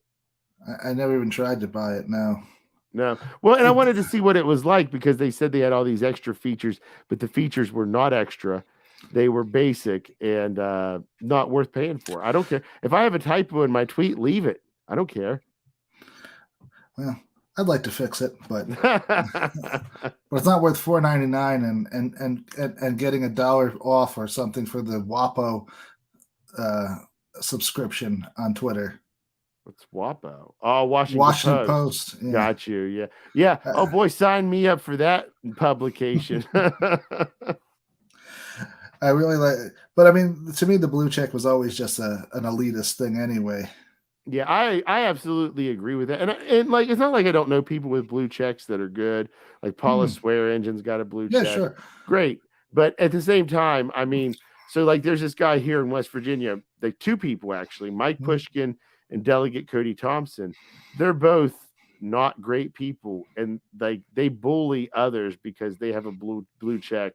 And like I have 167 followers, and they're like, "Oh, you're just jealous that you only have 167 followers." And I'm like, "I'm not you guys. I don't care about whether I have 10,000 followers." Well, that was the funny thing, right? I mean, wasn't somebody just lamenting about the fact that poor Kathy Griffin just lost her 2.3 million followers now that she's been suspended? Oh, was she suspended? I missed. Yeah, she was suspended because she impersonated Elon Musk, which you had to know that was going to get you suspended. Well, I mean, come on, it's free speech, man. We gotta have. No, is it free speech when you? I mean, even I think that's. I think identity that if you were theft. to do that, yeah, if you were to do that in real life, you would probably get in trouble. So. It's called identity theft. I mean, let's just be honest. Right, and fraud, and fraud, general, right? Yeah. I mean, but it was a joke. I mean, yeah, sure, it's a joke if you do it on, SNL and everyone knows it's a joke. It's not a joke if I call up and say I'm Elon Musk, please send me $100 on the phone. Right. And like I get what she might have been trying to do or whatever. Oh, she was, but it's at the same time, we've got to be smart about how. One of the things that bothers me is how we legitimize Republican logic by going at them the same way they would go at us. And I'm not saying that that's necessarily a way that they would, but it does seem like something that we shouldn't be necessarily doing because it's not lowbrow, but it's just like, okay, you're saying, well, this is what free speech looks like. Well, whatever somebody who's coming in with hate speech and saying this is what free speech looks like. I'm not saying that those are the same thing in terms of the effect of them, and of course, but it's kind of the same thought process. And according to the Supreme Court, there is a real thing called hate speech, which is not free. No, and that's another thing that people need to remember. You cannot be talking about like people's differences as a way. Like anytime that you think a bigger, if you got a group of people that you think is bad, you're wrong because people are individuals, and like. If you're going to blanket statement some entire group, it's you that's got the problem. It's not them. Trust me. I mean, and that's universal truth. And there's a lot of unprotected speech. I mean, Alex Jones just got hit with a big thing because it was not protected to go out there and claim that, 5-year-olds that got shot were crisis actors. I say a lot of things. I say a lot of things that I worry maybe I shouldn't say. But I also always try to keep the more like crazy things to myself that might not be true, and I always try to preface anything that's iffy with, "I don't know if this is true. I'm just going to tell you what I heard because I think it's worth you knowing." And You like to I go. don't. You That's like to not my go with. thing. Why don't you try the Wolf Blitzer out? It's unconfirmed. This is unconfirmed. All That's right, I right. That like was Wolf Blitzer. it. Wolf Blitzer had that, and then what Fox had, or maybe they still do. I don't know. I've never watched it. I haven't watched it. Was it has been reported It has been reported by by me. somebody, not The me problem is exactly. the problem with me is I'm always the first one reporting whatever I'm talking about And usually. then MSNBC was other networks are saying.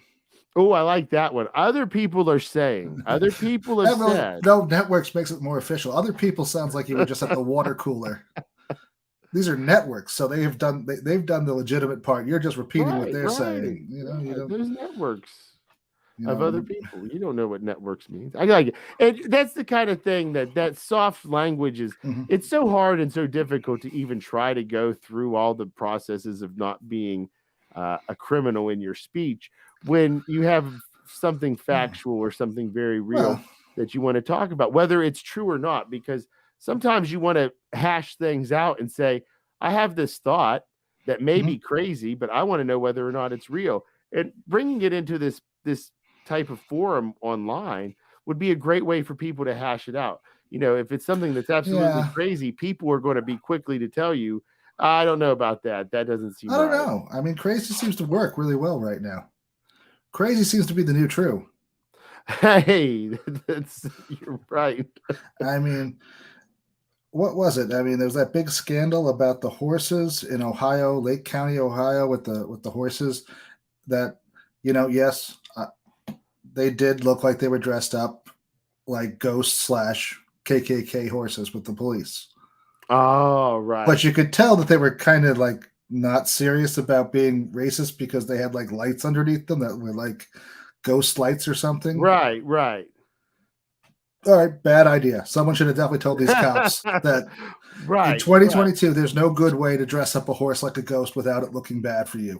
There's just right. no matter what your intent is, Yeah, and that's the other thing is like sometimes you do have to take that into consideration. you do. Take other people's thoughts and feelings into consideration Mhm. because you want them to do the same for you. Right, And and like I'm not. But you put that picture on the internet, and everyone wants to go viral with the right phrase, and so they just dogpile it, and everyone says, and then it becomes, well, if you don't agree with me, I'm gonna block you and cancel you the and leave. blocking. Yes, I I've mean, lost about 10 followers in the past week on Twitter. oh, And I don't know why. I really truly don't know why. I don't know what I that bothers me. At least if I know why, I right. feel better inside. Like well, I didn't want you anyway, but this is just like, So, but I'm also thinking maybe they were just Elon bots. Who knows? well, no, I mean, there are a lot of bots, and that's why he knew it. He probably owns half of them to adjust to try and adjust his clout on the internet.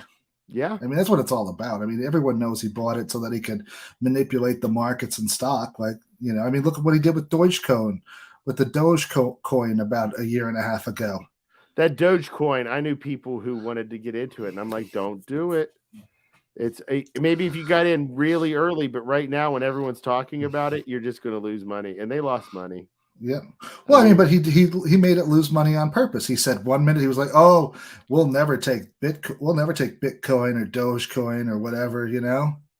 well, it didn't. So it was like a basic pump and dump. He was It like was. Dogecoin, Dogecoin, Dogecoin, Yeah, and then all of a sudden, when it was really high, he sold everything he had that's right. and left everybody else holding the bag.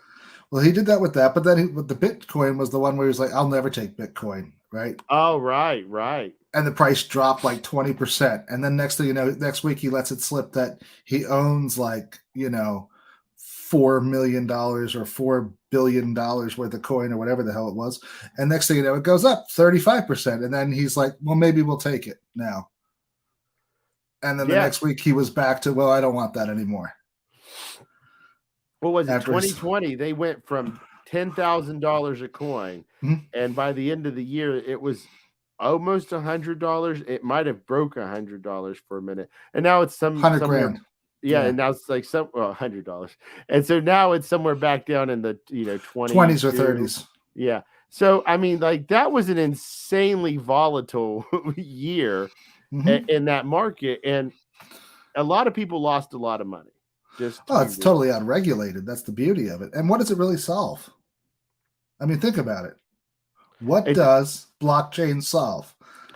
And these people say it's the future of currency, but everyone wants to take their Bitcoin or their digital currency and convert it to fiat as soon as it's worth more. They want that. They want real money back. So I don't see how it's not. I mean, maybe in the future, the technology of the blockchain or the but what is the blockchain really solve? Right? It's the trust issue, right? Right. That's what it's supposed to solve. If you read the white paper that the guy wrote, whoever he is, I can't remember his name right now, it solves trust. Well, the problem is that we already had that solved with Visa, MasterCard, American Express pretty nicely.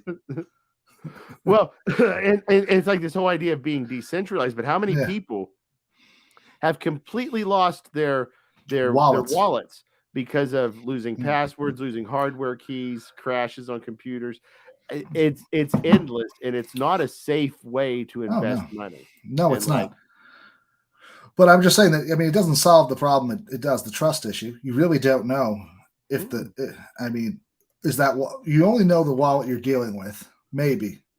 Apparently the FBI can get into your wallet and take all your coins anyway. So you really don't know if the transaction is going to be reversed halfway through. It's not safe at all because the FBI, I mean, like it was started as like supposed to be kind of anonymous. And now the FBI, the IRS, to exchange anything on that Bitcoin exchange, you have to have all of your information, your name, your address, social security number, who you are.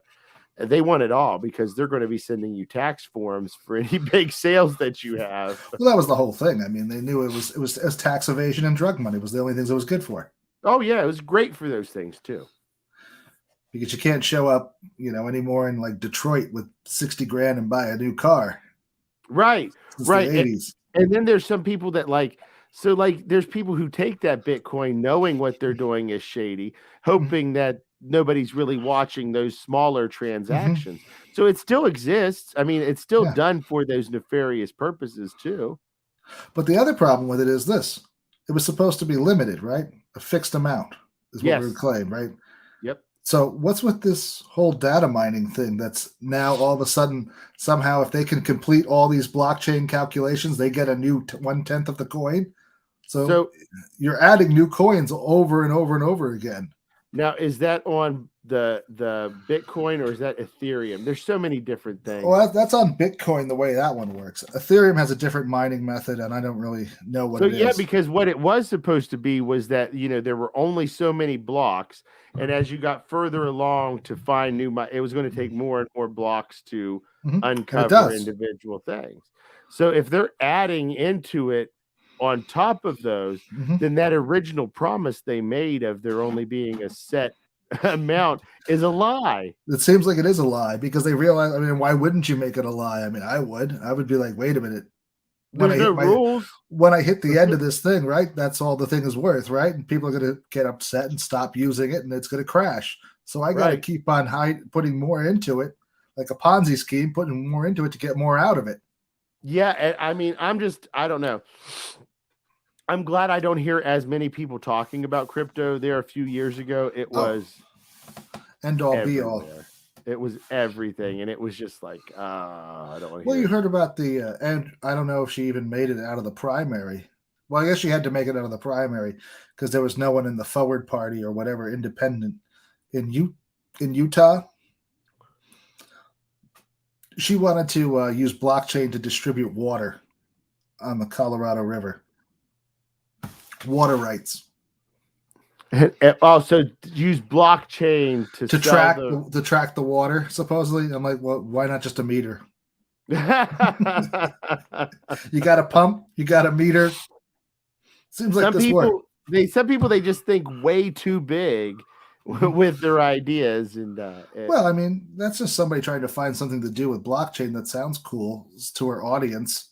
who Well, she right, wants it's to. to kind of to salvage that Yeah. blockchain name, because right now it is, and with all the Bitcoin mining bans that are going on across the world in different places, we're seeing a real shift. So I don't know how long that's even going to be a viable token.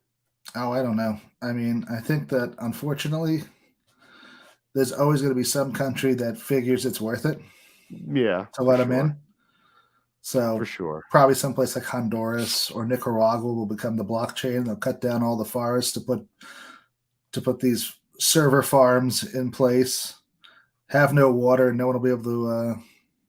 And they'll be out of power by the weekend after they do all of it.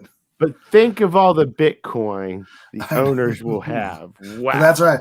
Until that power switch goes off and they lose it. What do you mean you Well, didn't back up the hard drive? We don't back up until Tuesday. oh, yeah, that's another good point. And like, so yeah, everything that's been going on in the past 10 years almost feels surreal, like it's Mhm. not happening. It's how is this the way that things are going right now?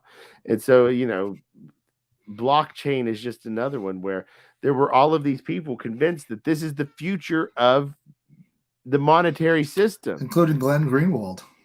Well, Glenn Greenwald says it, it's true. I mean, a few years ago, he was all about blockchain.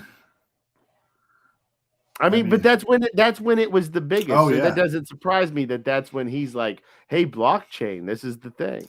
it was gonna, release the poor from being overlooked by their IRS. I'm like, no one's gonna let you just have an open currency without anyone monitoring it. No, God, no. That's like the And last thing and you they would always have ever. to exchange it back into the currency that you're going to use, right? Right. So, There's right. very few places that take listen, every place I know that takes Bitcoin is illicit, like I That's I shouldn't think things, but I know people who live like in Washington D.C. where they have to source different things for they have the I-81 in particular for magic mushrooms. So they source those things through the internet for their grows, and they pay in Bitcoin.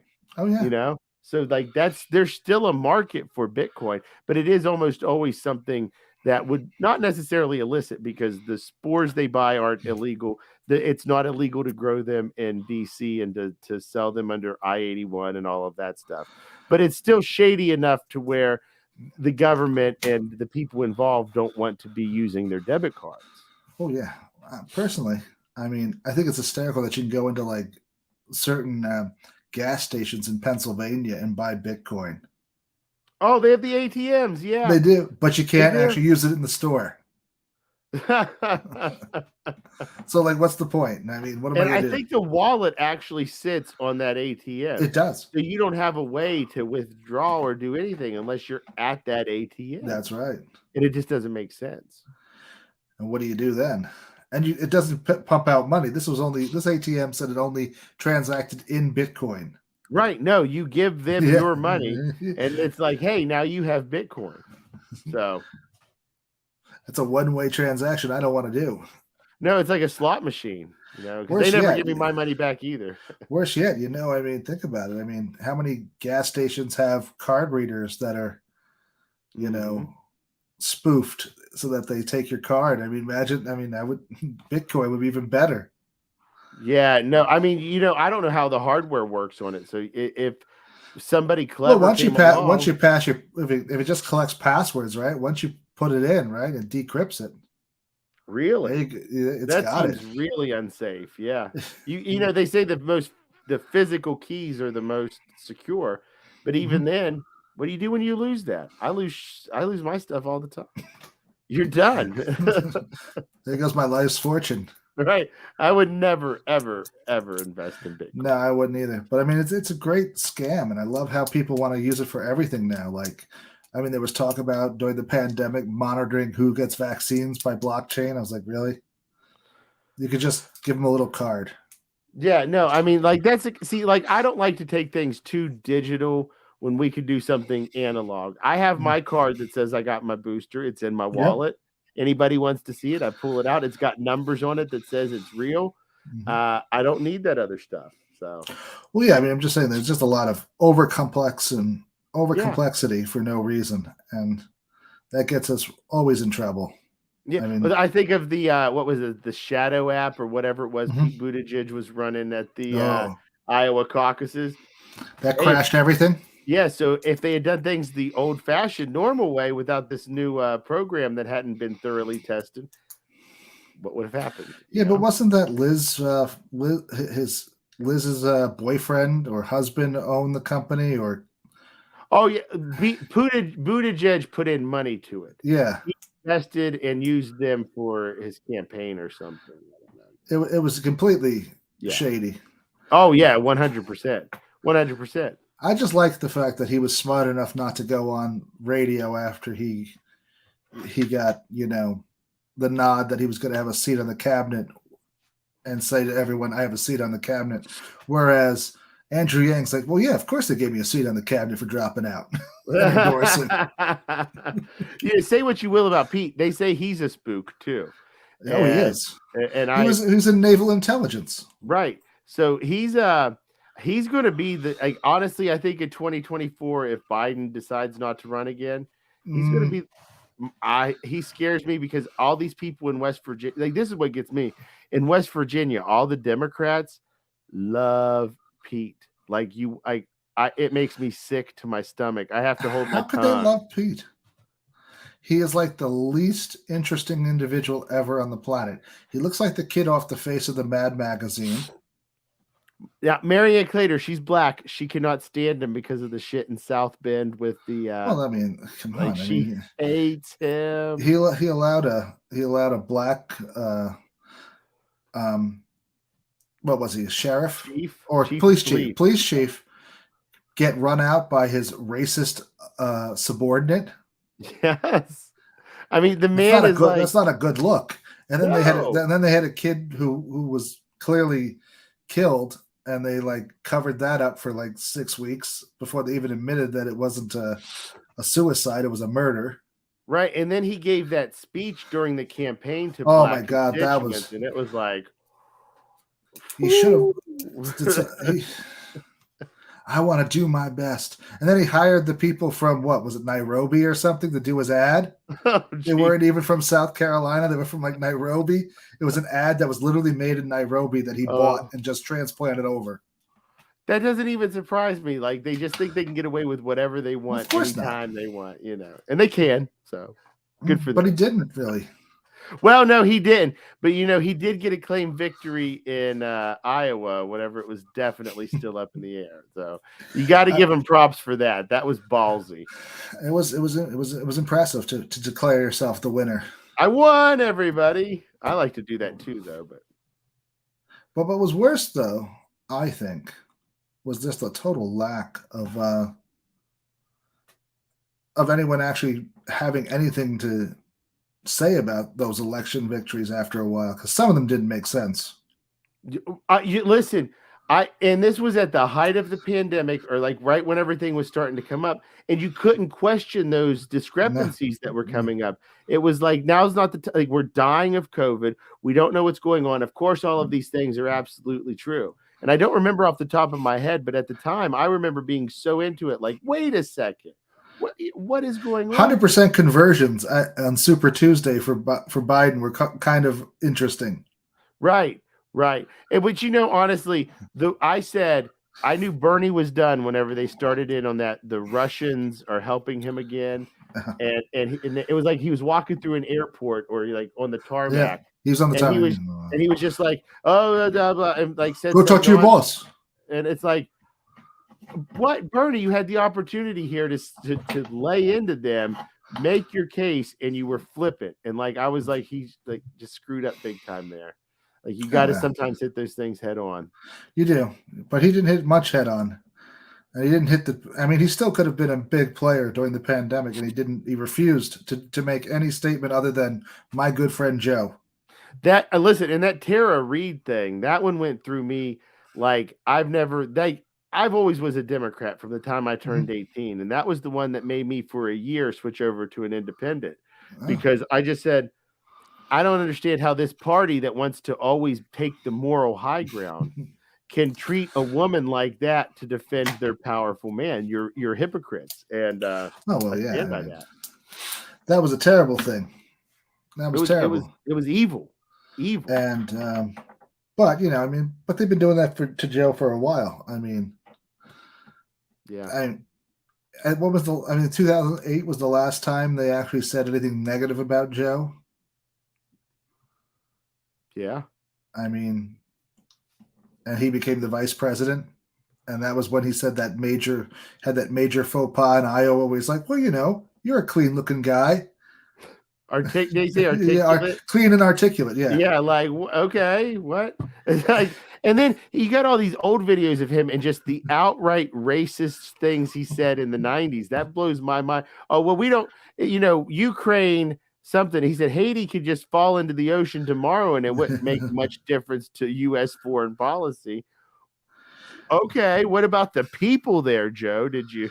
But that wasn't his most racist stuff. I mean, well, when he admits that he like spent most of his time on the couch during the civil rights movement, whereas he's always like, I'm out there fighting for you, fighting with the good fight with them, right? And it's like, no, I was really just on the couch. Right. And then you got Bernie out there, like, and you know, I'm disillusioned with Bernie, but he's out there getting chained up with black students when he's putting his actual life on the line. There's a big difference between some of these people. There is, but I mean, he's clearly decided that he just wants to, you know, toddle off and have an easy retirement. And, you know, I really wish that I could say I wouldn't do the same thing, but you know, you give me enough money, I'm sure it's just human nature. It's like you got to stop people from being able to do that in order to stop people from doing that. You have to outlaw the practice of first of all, of these lifetime politicians getting comfortable. Sure. You got to have salary caps or something, and you got to. Well, we do. I mean, they only make $174,000. Well, and theoretically, right? And they have to have the limits on the trading and the stock market stuff. Well, then right. Crenshaw let it out. Like, who'd get the job if he? I can't live on $174,000. I wish I mean, my God, I wish I couldn't live on 170. And that just goes to show you, anyone who would say that, so far out of the realm of basic humanity, of what it's like to be a regular citizen. Sure. They have no business commenting on us. Well, I mean, we should just say, okay, fine. Well, if you can't live on it, what makes you think I can? Hey, let's all get $174,000. That's right. Then. Well, I mean, it was like what? I mean, let's see. Mnuchin was like, I think $1,200 is enough at the beginning of the pandemic. Yeah. That should last you. That should last you 5 months. I mean, how much does a banana cost, right? Like, what do you think the prices were on things? I mean, obviously the guy knew what the prices were. He just didn't care. I mean, everyone says, "Oh, they're out of touch." They're not out of touch. They don't care. That's the thing, and it's like I hate when people try to tell me, "Oh, they made a mistake." There's this guy who made an attack on a racist attack against his opponent here. Oh, that I know the one where isn't that the one where he called him like some kind of from Mexico and he just moved in. Yeah, he's an immigrant. He's Hispanic. And listen, I've already said I don't endorse this guy. He's going to be just as bad as Cody. Trust me. This guy that made the racist attacks. But I kind of forget where I was going with my train of thought here. But it's those kind of I forget what I was going to say. I had a point. Probably something about, you know, how his racism isn't a mistake. That's exactly right. So it's like they do this thing and it's like, well, that wasn't a mistake. That was a dog whistle for him to court white supremacists and Nazis into his fold. Hey, I'm white. I also don't like immigrants. Vote for me. It's not a gaffe. It's not an accident. It was a decision. Oh, sure. Yeah. I mean, and that used to be the joke about Biden was that he made gaffes, but he really didn't make gaffes. He just unfortunately told the truth of what he really believed at that time. Like when he says, you know, they're bad people, you know, basically so-called criminals and his crime bill. And he's basically talking about black people. Right. Because his son never went to jail for his, you know, crack cocaine use. Right. No, I mean, and the, you know, one of the things that also bothers me about Biden here recently was that Hunter Biden laptop story. And it's so confusing where I honestly don't even know if there was a laptop, if it was Russian, if it was real, but there's pictures that look awfully real, and like I honestly just don't know what to even think of it. And that's just strictly the wool pulled over everyone's eyes constantly during that saga. Well, I think there So was a laptop. that's, And I that's think my it does have. I think it does have evidence, and I think it definitely shows that Biden was definitely, clearly getting kickbacks from his son in Burisma right. And for I think making that things. that's a major deal, especially whenever we're funding a proxy war with Russia, basically over these deals, these natural gas and the resources of Ukraine. But on the other hand, we the reason why no one wants to talk about it is because everyone's in that type of corruption. Right. Is he unique? Was No. Biden the only one? No. No, I mean that's why no one wants to talk about it, because they're like, hey, that's taking food out of my family, and I got a cousin who gives me kickbacks like that. Right. And the guy up in Buffalo in New York who was caught. I can't think of his name. He was caught telling his son to sell right after. Oh yeah. I mean, and Dianne Feinstein has it. Nancy Pelosi has it. Ro Khanna somehow shows up is got to be the world's greatest investor, according to that new report. Wow. Because he benefited the most out of everything, but it was all tech stocks. And what does he do? It's funny. Ro Khanna is one of the ones that's in here in West Virginia promoting these progressive takeover. So, surprise, surprise, he's getting his. I have a real question about him. I mean, he seems like a nice guy. I mean, I'm not going to say he's not nice. I mean, and that's okay. That's pretty generic. Right. But the guy never fights for anything. No. Like, literally never fights. I mean, his biggest thing in 2021 was that he got the $250 billion. Was it million or billion? I can't remember. I think it was $250 million innovation grants for Silicon Valley. And then he was big on the CHIPS movement, which also helps Silicon Valley. I mean, that's all he fights for. I mean, and then you see him on Twitter and he's like telling everyone, oh, well, we really need $15. I'm like, well, why don't you go out there and fight for a change, buddy? Right. They always want to say it's easy to say the right thing. Oh, sure. It's another thing to go out there, advocate and fight and vote for it, and that's where the major disconnect comes in with a lot of these progressives, even AOC and the squad. Oh my God. It's just their words don't match their votes. And to me, I get it. Let me say this. I do get that there is definitely some truth to sometimes I make votes that I don't necessarily agree with, but I feel that I have to. But they don't even try to make that case anymore. It's like they dismiss any criticism that comes their way, and they don't even try to make it a reasonable argument as to why they would do the things that they've done. You would maybe accept some of those votes if you saw, on the other hand, they extracted anything whatsoever from the party as a whole to get their vote. Right.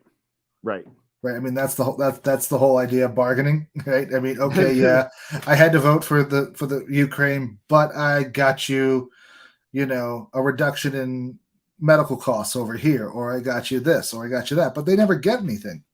That's the sad part, because there is a lot to be said for the funding for Ukraine, with or without the majority of maybe if you got the entire congressional progressive caucus, you could do something. But for the most part, you're not going to be able to affect too much change. But to have a voting bloc that says you want this to look really good or whatever, and to negotiate based on this thing that the White House wants more than anything. That's what Joe Manchin did. Joe Manchin, listen, I hate Joe Manchin, but and I hate a lot of people here in West Virginia, but I will tell you, these people can organize and get these I don't want to call them rubes, because these are my people and I don't think they're all rubes, but get the average country person to support them. And it's in a way that I can't do it. I've talked to these people and they're like, get out of here, you're a jerk, but like they get them.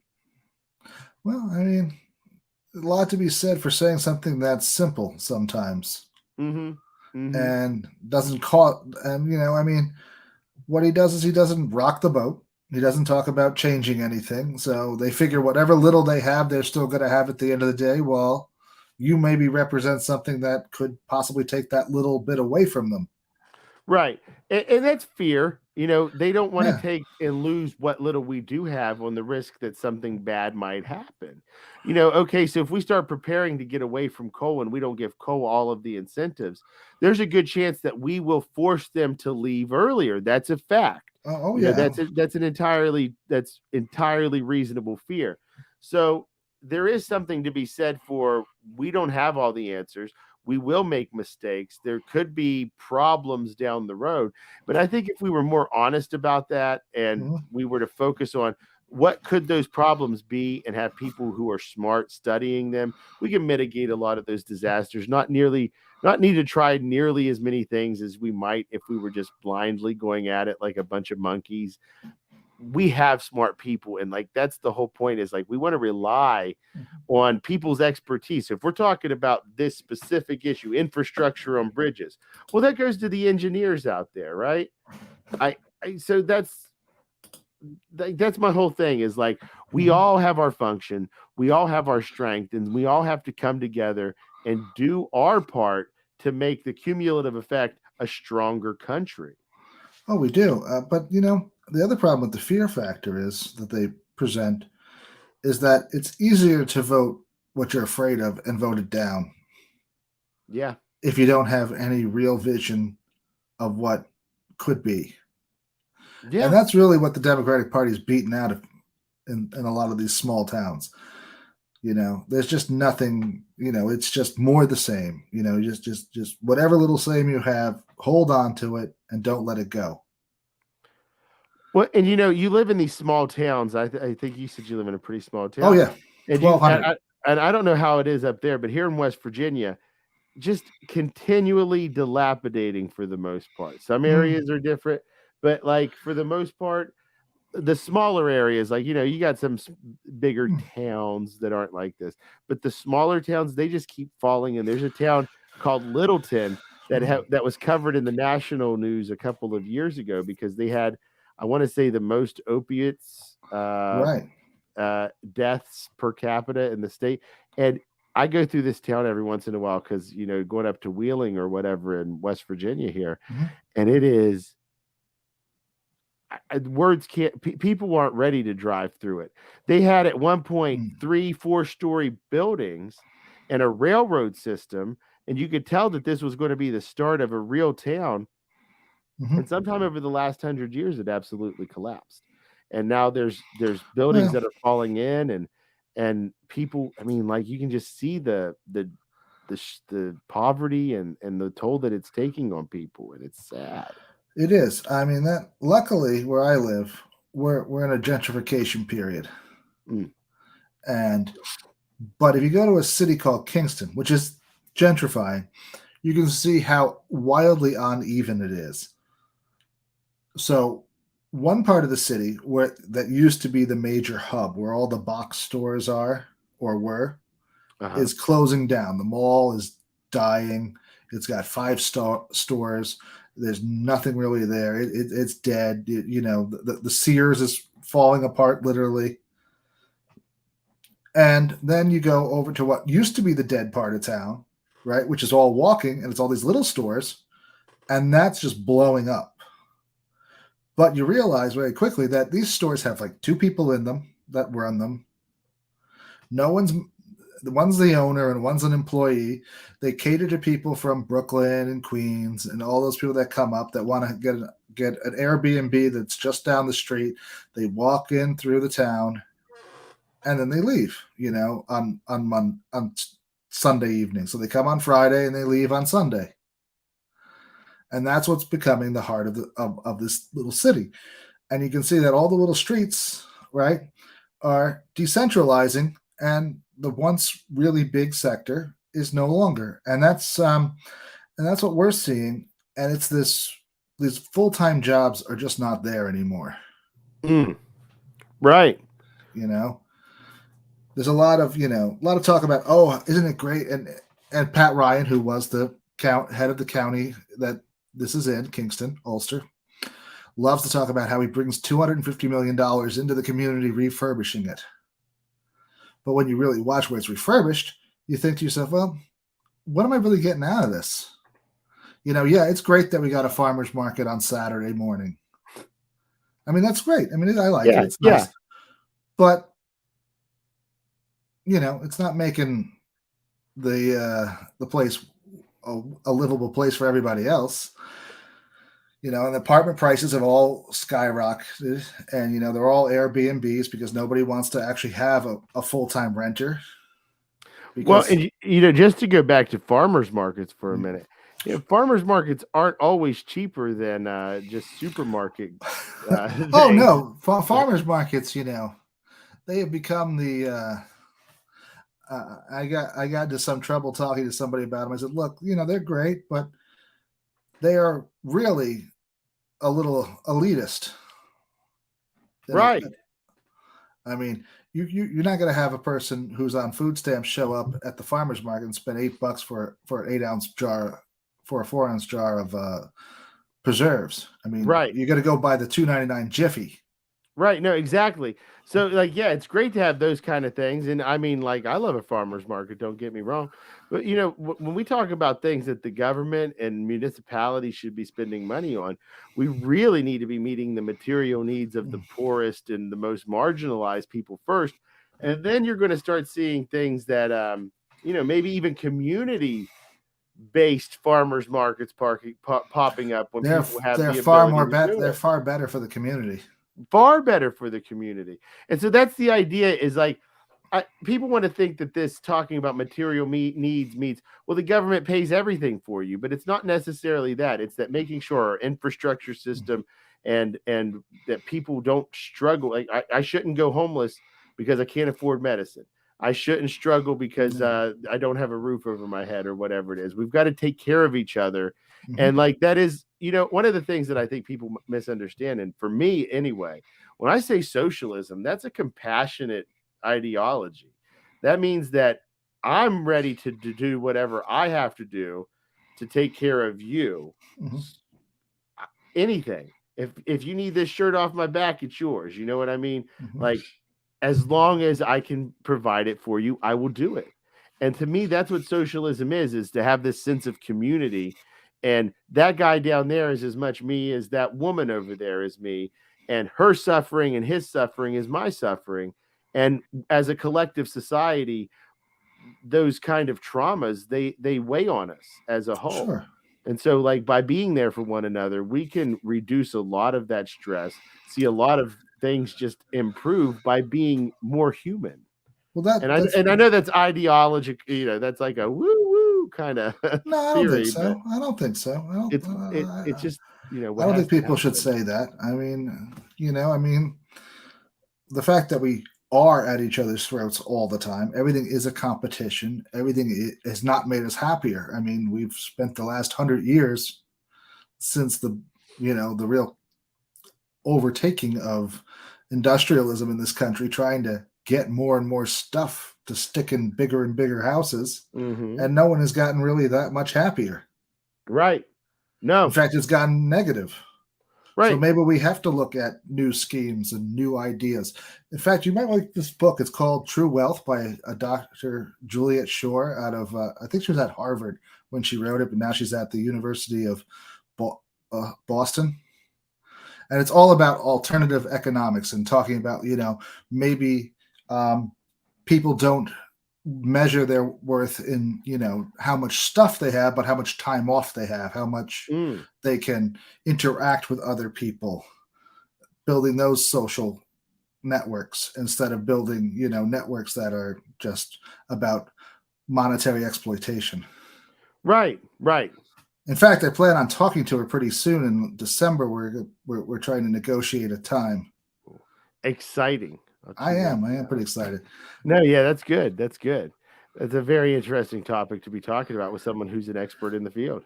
Yeah, she calls it plenitude, is what she calls this new economic model she has. Oh, okay. I'm interested, because I'm always interested because we don't have economics figured out. I don't care what anyone says. I mean, there's so many different. ideas that people have that we will never implement because of the systems we already have in place. So, well, I mean, I think we have it pretty figured out. It's benefiting the people that want it to benefit them. I mean, right. everybody else could go to hell. Yeah, you ain't wrong. Pretty much. I mean, that's why we're still sitting here. I mean, and that's what fascinates me about, one of the things I think that really pops up at these times of crisis. Have you ever watched that show, that podcast called the Poor People's Podcast with Maximilian Alvarez? I have not. You have not. Okay. Well, I can't quite. I can't put my finger on it, but for some odd reason, I get this vibe. The guy's what I like to call a poverty pornographer, where you collect all these stories, right? But you don't actually do anything with them other than you like bundle them up and then you monetize them so that liberals in well off could say, well, I listen to the Poor People's Podcast. I know what it's really like. And I always think of that Dead Kennedy song. What is it? It's Pol Pot, Holiday in Cambodia, right? You know how you really think you know what it's like to be somebody else because you listen to some wicked cool jazz or something like that, he says. Right. That's like that kind of what's the word I'm looking? Posturism. Yeah. Posturing. Yeah, that's a major problem in a lot of different aspects of political discourse and activism in particular, And I mean, I don't have a problem with you writing a book about highlighting the problems, but you also have to do something, right? I mean, it's not enough to just sit there and say, well, I wrote the book. Right. And, there's a lot of people who love to say, hey, I wrote the book on that. I know. I know.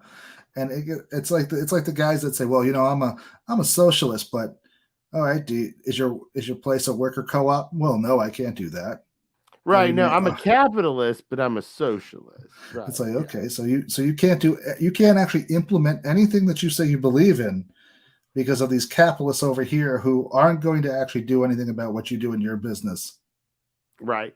It's crazy. And that's it's just an excuse. A lot of people want to be one thing, believe they're one thing, but when push comes to shove, they behave badly, and they may not even like themselves for it, but they make justifications for doing it, don't they? Well, I don't know. I think they do like themselves. I mean, every time that check is cashed, they like it. That's true. That's what I was getting at. Right there with Alvarez is that we have a lot of those people on the left right now, and they get into politics, and they're all they're ready to write the book and tell the story of how they were like what Cori Bush just wrote her memoir that I think sold poorly. Oh well, I didn't buy it, so I don't know. But I'm just saying, I mean, well, maybe you should wait until you actually do something before you write a book. I mean, it's like one thing if you would write about the campaign or whatever, but it's I don't know. But I was even how that goes. But I was even upset at Bernie, when he wrote that book. I thought, that's great. You write a book, right? It sells all those copies. I mean, what did he make? Something like $2 million on it almost? Yeah, he had a good chunk of change there on that one. Well, all right. You say that you don't need that much money, right? Because you're a socialist. You got to live your values. You have to live your values. If you'd started like a workers' co-op to do something around there or anything like that, I would have said, wow, that's really impressive. Yeah, or maybe take one of his homes and use it to well, I mean, his homes are modest, but I'm just saying that, I mean, you have all this extra money. Don't create a faux foundation that we know is just going to make more money for you. Right. Yeah. I mean, I don't know how I feel about owning more than one house myself, but I get what you're saying. I'm just saying they're not gigantic houses. I get true. It. Yeah. But just do something with that money that's actually part of the cause that you claim that you love so much. And that would go a long way in convincing people that you're a legit person, That's right. That's a big point. Big point. I mean, you got to live your values. So, I mean, I was having a conversation with, what is her name? Xenia Debay on Twitter about, how to finance alternative media. And I was like, I mean, you can't put a class system in it. Right. You can't have like donors at all these different levels. Right. No, here's our gold tier donors and platinum tier donors. Because that at the end, that always adds to that. That's the person you're catering to. That's the person you're doing all your work for. and Yeah, that's the no, person it's true. who's And your to audience. fight against all of these other groups that we have to fight against, we don't want to mimic their strategies because you see how that turns out a lot of the time. So I mean, it's going to take a lot of creative people to create organizations that come at this from a different kind of perspective. Like, I would love to see an organization that could operate with minimal money. I don't know how it works, because it Well, seems to me like the only thing that gets your message out there is if you've got somebody willing to pay big bucks. I don't know. I think you can do it without that. I hope so. I I hope mean, so. it's a collect. I think you got to start building little hubs. It's true. And these little hubs connect to each other, and then that interconnection allows you to have a larger audience. So I would love to start a hub that like on the northeast I might cover, and somebody else covers the central states, and somebody covers the southern states, and we connect with somebody else who covers the Midwest, and then the West, and then Alaska, and then we have these hubs, and each one brings their 10. If I have 10,000, you have 10,000, and that's how social media really works. I mean, you can connect these spokes, right, and then you right. can build off of each other. That's true. That's true, and that's a really good thought on how you do it, because I mean, there's no way to do it, and it doesn't have to cost as much. It doesn't have to cost anything if it's done right. Almost nothing. I mean, it'll cost something because people have to be paid so that they can actually sustain themselves to, actually go out and get the stories. But, you make it all one level. All your donors are actually part of the system, so that, they get to, actually be part of it and give ideas and give information.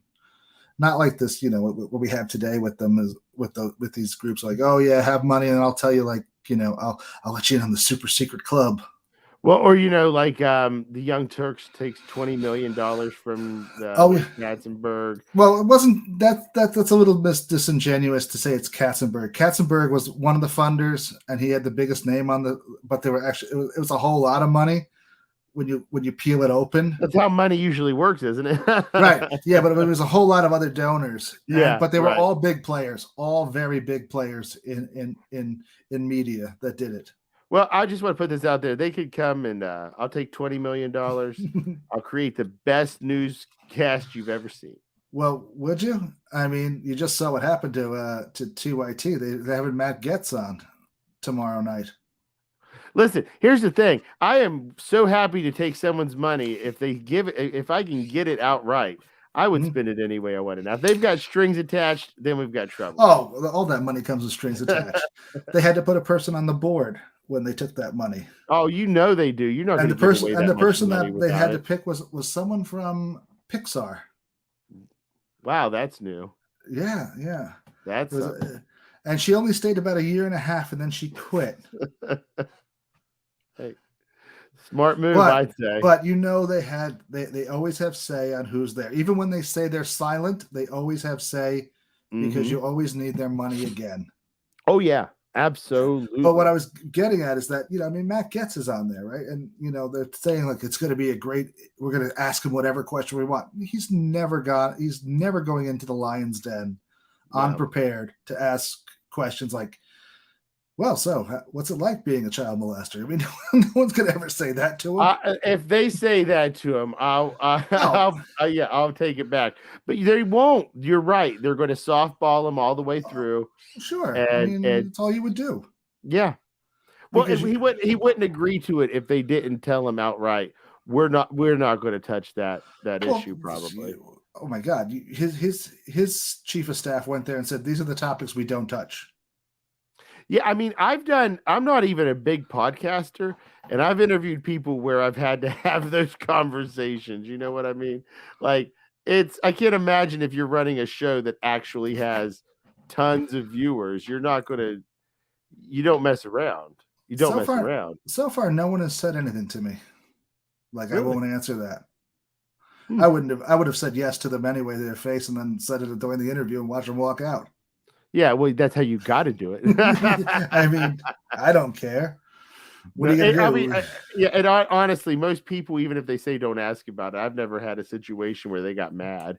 They just prefer not to talk about it, and most Well, people respect that, you know. I'm pretty sure that Matt Getz would not want to talk about anything to do with his legal troubles. No, I mean, I'm pretty sure that can't risk that. I'm pretty sure that's the one where he walks out of the studio and you lose that. And now that they've spent all the money building it up, they can't say anything. Well, listen, I'm sorry. I'm one of those people that if you ask him if he's a predator and he walks out of the room, that's golden. I take that as a yes. That's golden to me. I'm going to say, well, guess so. I gotta take that as a yes then. Exactly. But so that's what I'm thinking, that, I mean, all of those people that say they want alternative media, well, you got to band together.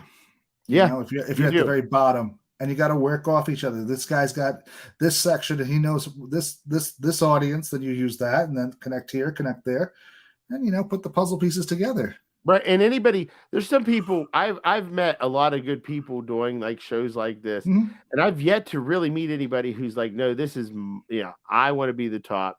I'm not going to help you. Like maybe there's some, but like here in West Virginia, the people I've come across. No, I don't think at our level anyone can afford to say it.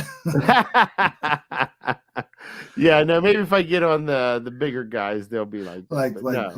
Well, I mean, I think Jordan Chatterley would be like, Sheridan would be like that. Like, nope. Well, now, in fairness, Jordan Cheriton would be like that with me for a number of reasons.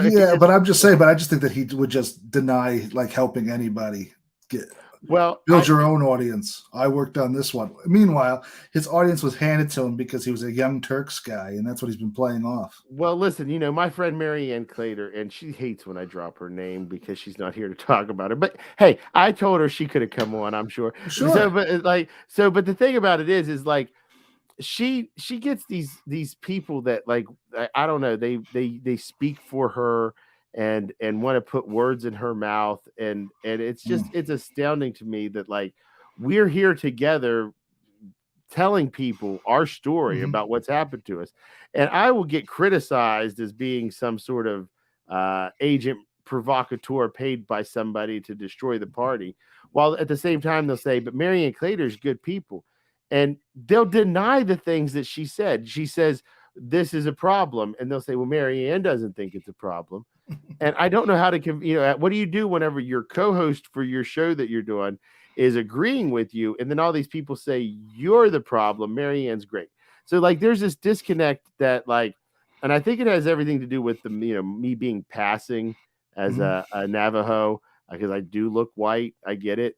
I'm biracial, and so there's that aspect of it. But I say the biracial thing because that's one of the things that like Jordan Cheriton attacked me for, and it just blows my mind that all these progressives that was a truly racist moment on his part. Right? It's like they don't stand up and say, "Wait a second, this is racist."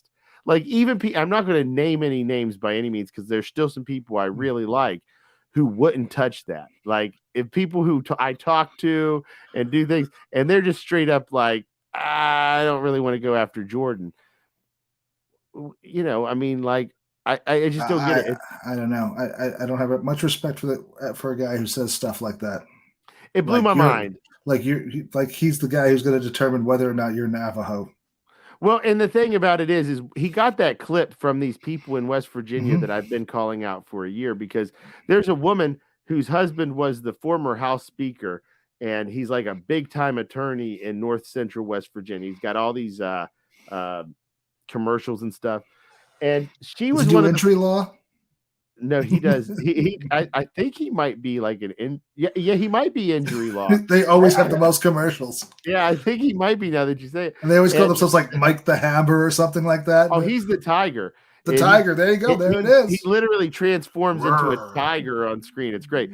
And his wife was one of the first people to get that clip. So like I did a podcast with Mary Ann, and we were joking about passing.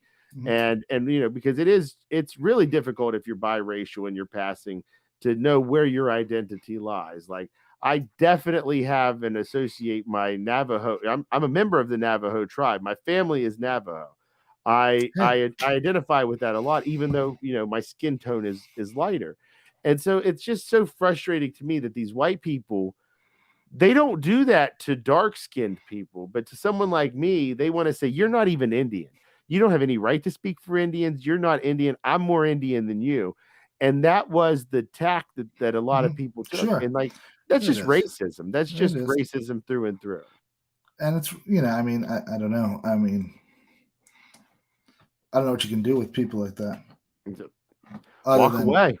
walk away. But I mean, but when it's somebody who's a reporter and he starts repeating the same thing. Well, and let me just be clear. The reason that Jordan and I ever even had a beef was because Marianne Clater went to an event where he was interviewing people, and she told me, she said, the people there said that Jordan is going to be profiling this woman who has been attacking Marianne and myself, and some of it in not extremely racist ways, but she said, don't play the race card on me, like all these kind of like white people things.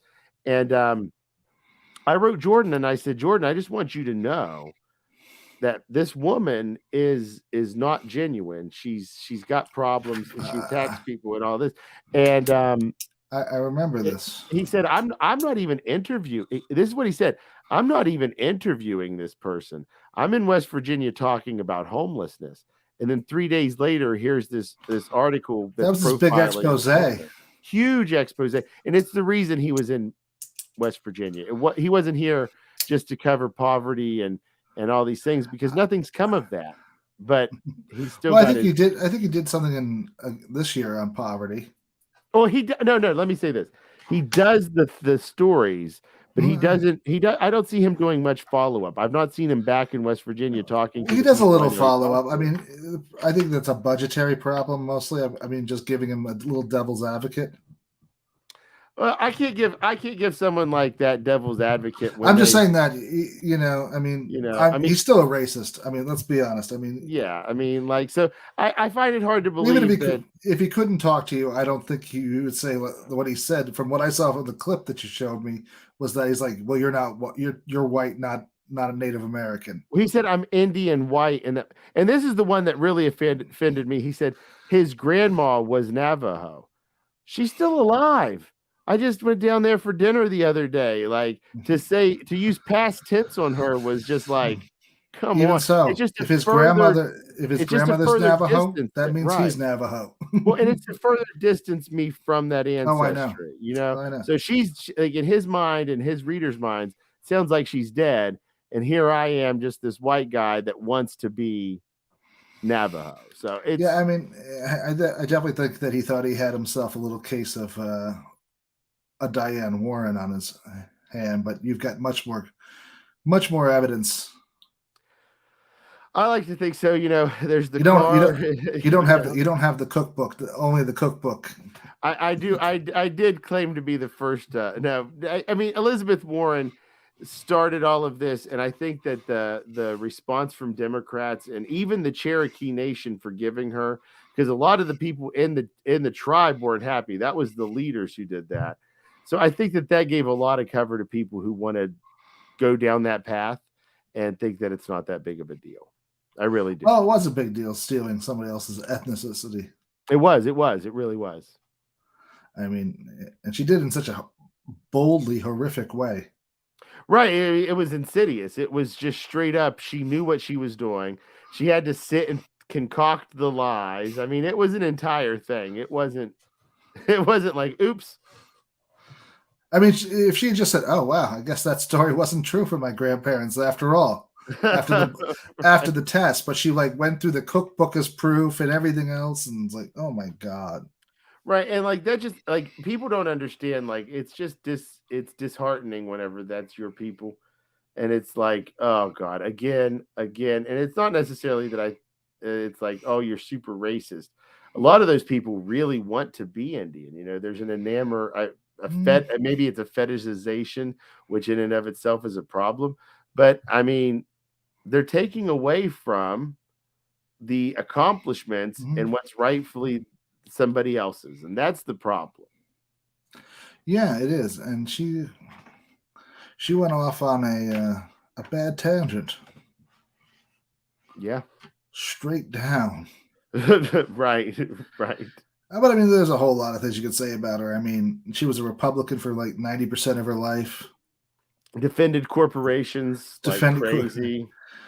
and then all of a sudden has an epiphany in what, like When she's 50? 50 or 60? Right. You know, Yes. when she's in Harvard. Yeah, no, it's disingenuous. I Well, I mean, don't know if it's disingenuous, but you have to question. I mean, really, how far on that spectrum is she over? well, You know, I think. I say disingenuous in the sense that I don't believe that she is so like when she was doing the Native American thing. Oh well, that was just flat out pandering to try and become a Right. minority. Like, yeah, and she that kind of thing.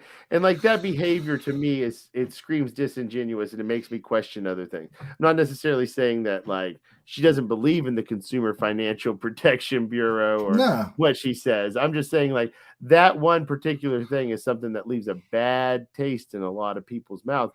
And she should have again, it's like this thing. Handle it better. Say, I messed up.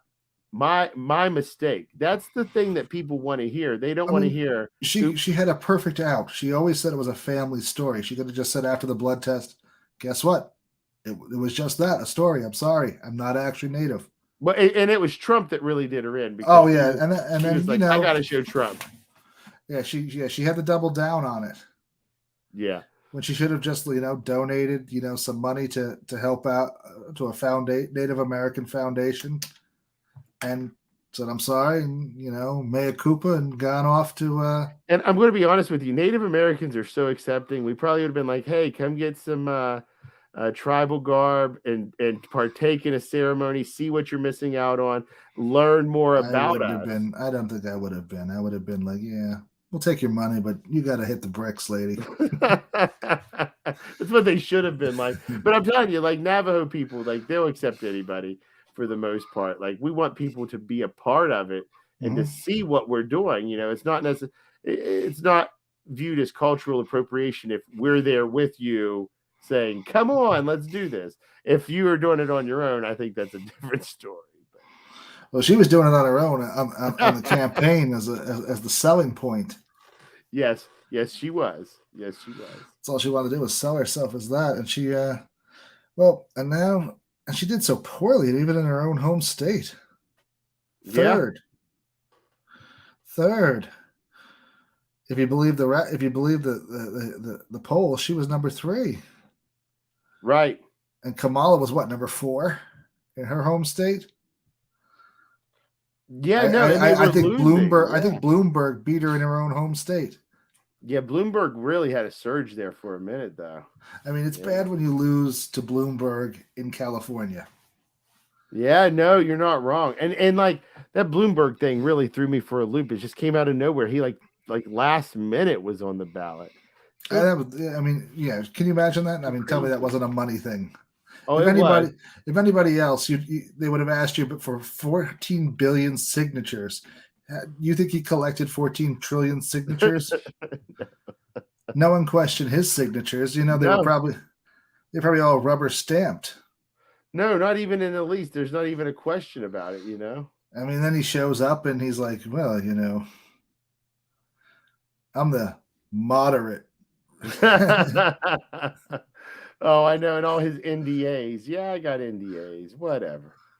Whatever. It's a Republican thing. Nobody can speak about that or that or that. Most of 1989, no one can speak of. Nothing happened though. I just signed those NDAs. But other than that, I leave it to your own imagination what happened in that year. Right. Oh God, I'm done imagining. So I mean, the thing that talk about a racist there, like he kept on saying that you could go find yourself some kind of Spanish speaking person to go raise your kids. Those were the quotes the women were saying that he would say in the office. Wow. If they wanted maternity leave. Wow. What do you need that for? Just go find yourself a Spanish speaking nanny. You can throw a stone and hit one from here. That was literally what he said. That's I don't understand. That wasn't that long ago for you to be saying that. I wouldn't think, but my God. Oh well, he's been racist his whole life, probably. Yeah. No, 100% on that one. and 100%. he's been, living the good life as a billionaire. I mean, that's another question. Talk about media problems. You got the guy that creates the business news and the guy that creates the business terminals, all in the same company. Yes. What do you think they're going to promote on their business terminals? Right. No, that's exactly right. And it's like, Oh, I don't know. You think he's playing insider games with those stocks? I think so. yeah, no, and like us little people, we have no checks and balances. The law enforcement that's created isn't there for those types of people either. Oh no. It's just here for us to police us and to facilitate those people's way of life. And he's outrageous right now. I think with what's happening, I think he'll run again. I think Bloomberg is upset with the way the city's running. I mean, I don't know too much about New York politics. Well, but, it's failing pretty badly down in the city. Oh, really? Yeah. Well, what's happening is everyone's moved out and they haven't moved back in yet, and they're having major downturns. Property values are going down. Everything that they need to keep that spinning top that is New York City's economy going is collapsing. Wow. And that's scary. So, it tells me that a guy like Bloomberg has invested heavily in that area. He wants a man that can put it back on the right. And Eric, I can't think of his name. I can think of the first name, and I can see him in his little 1960s suit where he looks like he's out of a bad, Bruce Lee movie as the evil guy. But I can't think of his last name.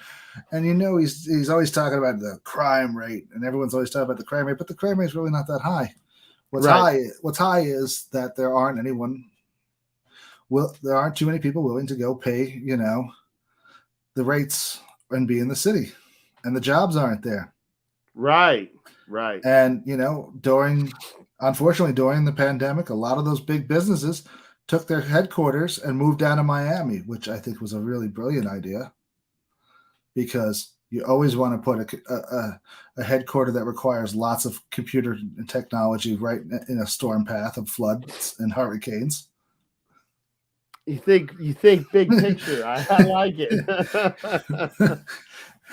I mean, I don't know. You want to know why your servers are down and you can't trade today? Well, maybe it's because the bottom floor is flooded. I mean, and I don't know enough to say that would definitely happen, but I mean, how does that not at least a viable option of something that could happen detrimentally? Well, I mean, they have hurricanes. They're going to have a hurricane this week. Right. A massive one that they think is going to hit Miami. And there's no way to guarantee. I mean, no matter how much work you do to hurricane-proof something, it's not. I mean, you get a 20-foot storm surge, right? If you've ever been to Miami, you know that the ocean and the street is only 150 feet apart, and it's only about 3 or 4 feet difference. Right. So you get a 20-foot storm. It's over the beach, through the hotel, and onto the main road. Well, and it goes everywhere. And if it's in the downtown district, then you're sitting with 3 or 4 feet of water in your lobby. And I mean, there's a lot of money in that section of Miami too. Oh yeah, Coral Gables, all those areas. So, well, that's what they're doing. They're running with it. But so, what's your final prediction? Bloodbath. I will say this: there may be 1 or 2 seats gained for the House of Delegates in West Virginia. Senate will either stay the same or will lose some as Democrats. Federal races, non-existent. Not a chance. What about across the country? What are you thinking for the Democrats? That's a tough one. I honestly think the Republicans are going. I don't know how many numbers. I don't know what I haven't thought about the numbers, but I'm going to say Republicans are going to eke out more victories than the Democrats. I definitely think we're going to lose the majority in the Senate. I feel that. And I don't know how far we're going to go with the House, but I definitely think we're going to lose some. I think they're both pretty much going to lose. New York is going to be a total bloodbath because they redistricted and it's all in favor of Republicans, even though we have a Democratic Senate and we have a Democratic governor, we have a Democratic assembly. Somehow it all became Republican. Could be the fact that there's a billionaire down in New York City that has been funding a lot of it. I don't think that Lee Zeldin is going to win the governorship. I think he's too far behind. I think Hochul will win that because she owns the city. And I think that Josh Riley's dead in the 19th. He just won't eke it out. Even though the guy, Mark Molinaro, is not known, he is known as being a Trump supporter, and that's all you need to someone in Trump land sometimes. Yeah, it is. It is. And the 18th, that is definitely going to go to the Republican because the Democrat refused to talk about UBI in the one city where he needed to. Mm-hmm. And he couldn't bring himself to say that it could help everyone. He just couldn't be seen helping the poor. So no, you don't want to be that person. You don't want to enable poor people or help them. Nope. Bad for business. And I don't see Fetterman winning. Oh, I know. But I'm not so sad about that. I mean, he has his own history of like problematic behavior. You mean the shotgun incident? I mean the shotgun incident. That's a pretty bad one. I mean, that's a pretty bad one. Yeah. That's like voting for the guys. That's like just like a step below voting for the two guys that shot the black man in Georgia. Yeah, Arbery. What was his name? Yeah.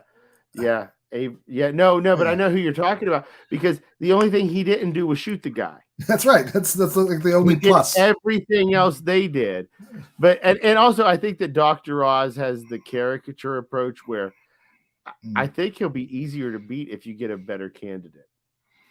I think that he's gonna. I think Oz is a terrible candidate. Right, but you got Fetterman who unfortunately had a stroke and now literally has speech problems, and people say that I'll probably be called an ableist, which I'm not. I mean, but being able to speak coherently is a big plus when you're running for Congress. No, you're not saying that, oh, this is a problem. You're saying that the perception that comes along with it is going to be, it's like.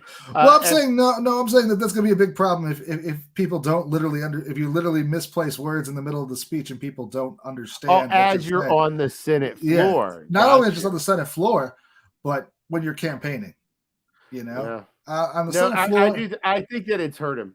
I think on the Senate floor, hurt him. On the Senate floor, you might be able to get away with it because you can take your time. Speech, couldn't you? You could do text to speech. You could slow it down.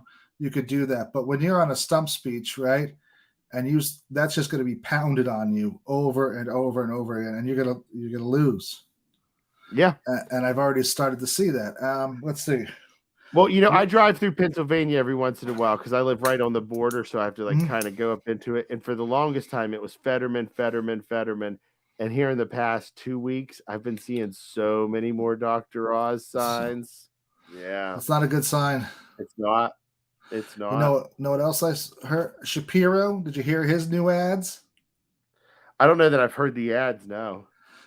Shapiro. I was driving home from North Carolina from a wedding of my brother's middle daughter. His ad, it goes like this. It's these two women speaking, and they're tired of Roe versus Wade, and they're just hard on crime. And I thought to myself, well, if you're already turning into the Republican hard on crime portion of the show, we're probably in trouble. But he seems to be winning. No, and one of we got to get away from this. Like, one of the things I was thinking about. And this might be the dumbest thing you've ever heard, and I know we're pushing 3 hours here, but everyone says defund the cops is it's a bad slogan. What if we started saying refund the cops, right? Then everybody who wants to hear like, oh, we want to give them money again, and then everyone else is like, we want a refund on the cops. from the cops, right? I got what you're saying. It's clever, actually. It's really clever. It's so ambiguous. It's as good as Obama's, hope and how's that hopey changey thing working? Hope and change, right? I mean, what were you hoping for? Hopefully not too much. And what were you hoping to because nothing really changed, right? But you could hope for anything. Yeah, you really can. And I did. It didn't work out. It was good. So I don't see, but I mean, Shapiro's going to win, probably, they say. I think that might be it. I don't see Warnock winning. Yeah, oh. And I mean, ironically, basically, the two parties decided that we each want to have a person who has a traumatic brain injury. Let's see who can win. Right. And it's like you're saying, not to be ableist, but at the same time, we have to take those things into consideration as to, like, one, whether or not they're able to win. Because, I mean, we still live in a society where there's prejudice everywhere. And it's not necessarily saying that, like, well, Herschel Walker is the CTE is a little bit different than a stroke. But no, it is. Well, I mean, it wasn't his choice. I mean, he just played football too long, too many concussions, and yeah, no, and that's a scary, and I don't want to put a stigma on anybody, but you watched I don't know if you did the Aaron Hernandez story. That's devastating for every single person involved. Like, sure. Like, I don't know what CTE, really does. I don't know. I don't want to make claims about it, but it's scary, and it's. I don't want somebody to. It causes memory loss, they say, later in life. Dementia, violent tendencies. Violent. Yeah. I mean, so he's got his own set of problems. I mean, but unfortunately, he was smarter about how he played them off. He went out there and said, "I don't debate well." Mm-hmm. So it looked like Warnock was picking on the slow kid, and nobody likes to vote for the guy who's picking on the slow kid. Right. No, you're not wrong. And like, so, there's some of these people have a very innate, clever ability to put those spins on things before they even get started. So that was okay. So, I mean, so he got a pass, I mean, he could have said anything and he got a pass, What's his name tried to make it look like the other guy was making fun of him, which, kind of doesn't work. He should say, if Fetterman said, look, this has set me back in a lot of ways, but I'm trying my best. Please work with me.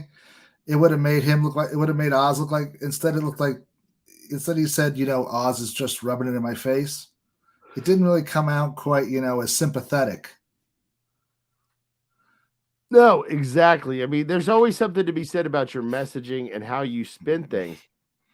It's not always good to be like, whenever I do things on a personal level, I act a certain way. But whenever I'm trying to win people over or make an official statement, it's a different set, because you have to consider everyone you're talking to. It's not just, even if you're in a one-on-one conversation, you're not talking to just that person, because this person over here could be listening, that person over there could be listening, and you've got to be able to put those thoughts together and make your case in a way that's not offensive.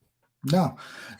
So I see Fetterman is kind of missing a mark where he could have made a huge headway and really put Oz on the defensive, where all those attack ads look like making fun of the slow kid.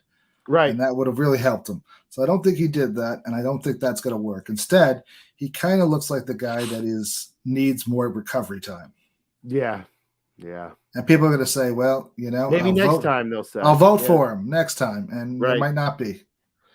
Hey, the way things are going, there might not be a next time at all anywhere. That's right. And then we got Arizona. Arizona looks like Kerry Lake has got that one totally sewn up. Thank you, Tulsi. Thank you, Tulsi. I don't think it's Tulsi's fault. No, but I mean, come on, endorsing Republicans when she's Tulsi after all this stuff. I mean, I saw it coming, don't get me wrong, but it's still. I mean, does it matter, really? I mean, she's kind of burnt all her bridges in the last couple of years when she quit, Yeah, I mean, it doesn't matter. I guess the thing is like, when she quit and endorsed Bernie from the DNC or whatever, it was like, that's pretty awesome. I like that. Yeah, But then it's like the more you learned about her, it was like, oh my God, she's terrible. well, you could definitely tell that was, that was a master class in perception. Right. And then she devolved into who she really is, which turns out probably a OAN anchor next year. Hey, if she's gonna, make that money. I can see her telling us that the Pope really has control over the world and satanic cabals are everywhere. Yeah, she could sell it if anybody could. Go on Joe Rogan, tell him. Yeah. During her days in the military, she saw it firsthand. Exactly. It was classified, but now I feel I have to speak out. I must. While Joe smokes a doobie and goes, yeah, man. Yeah. I feel bad for Joe Rogan because I feel like he has to be an idiot who just thinks all these people are legitimate. Like there's no way you could see it. I don't really think that he's an idiot. I hope that's the case. I think, but I think here's the thing. I don't think he seriously thinks. Here's what I think it is. Unfortunately for us, he doesn't want to be a serious interviewer and ask serious questions. He just wants to go on and have a conversation, like they're buddy, like they're no matter buddies, who he's with, right? Yeah.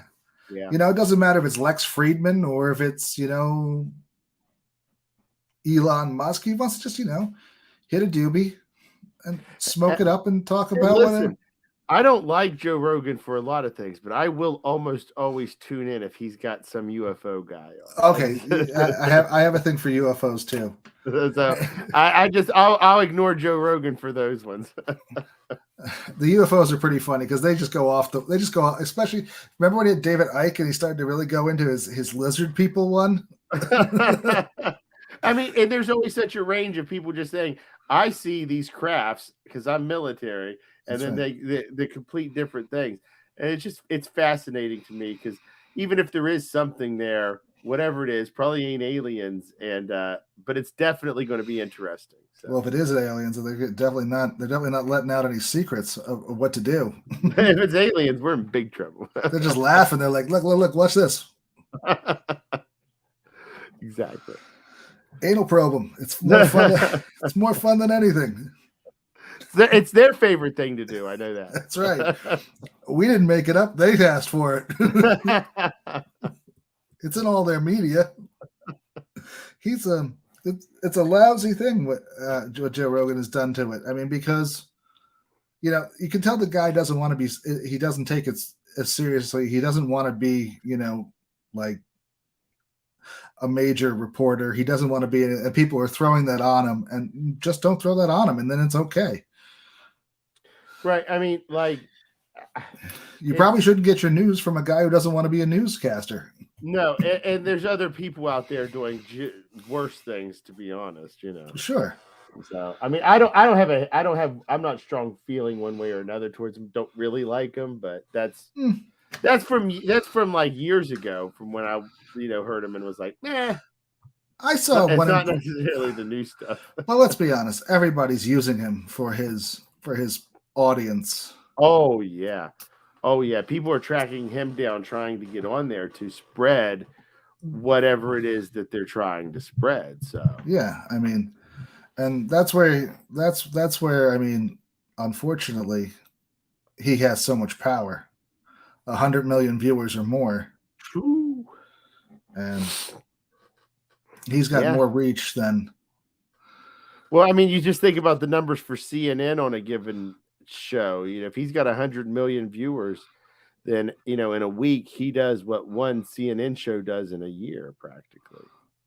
Oh, yeah, he does more than CNN does all year long. Right, it's crazy on all their shows. Yeah. That's sad. Yeah, but that's CNN's fault. That's because they had too because they let guys like Cuomo and Wolf Blitzer on, who just was. It's not confirmed. And Cuomo, who was just running around, looking for his looking to help his brother out.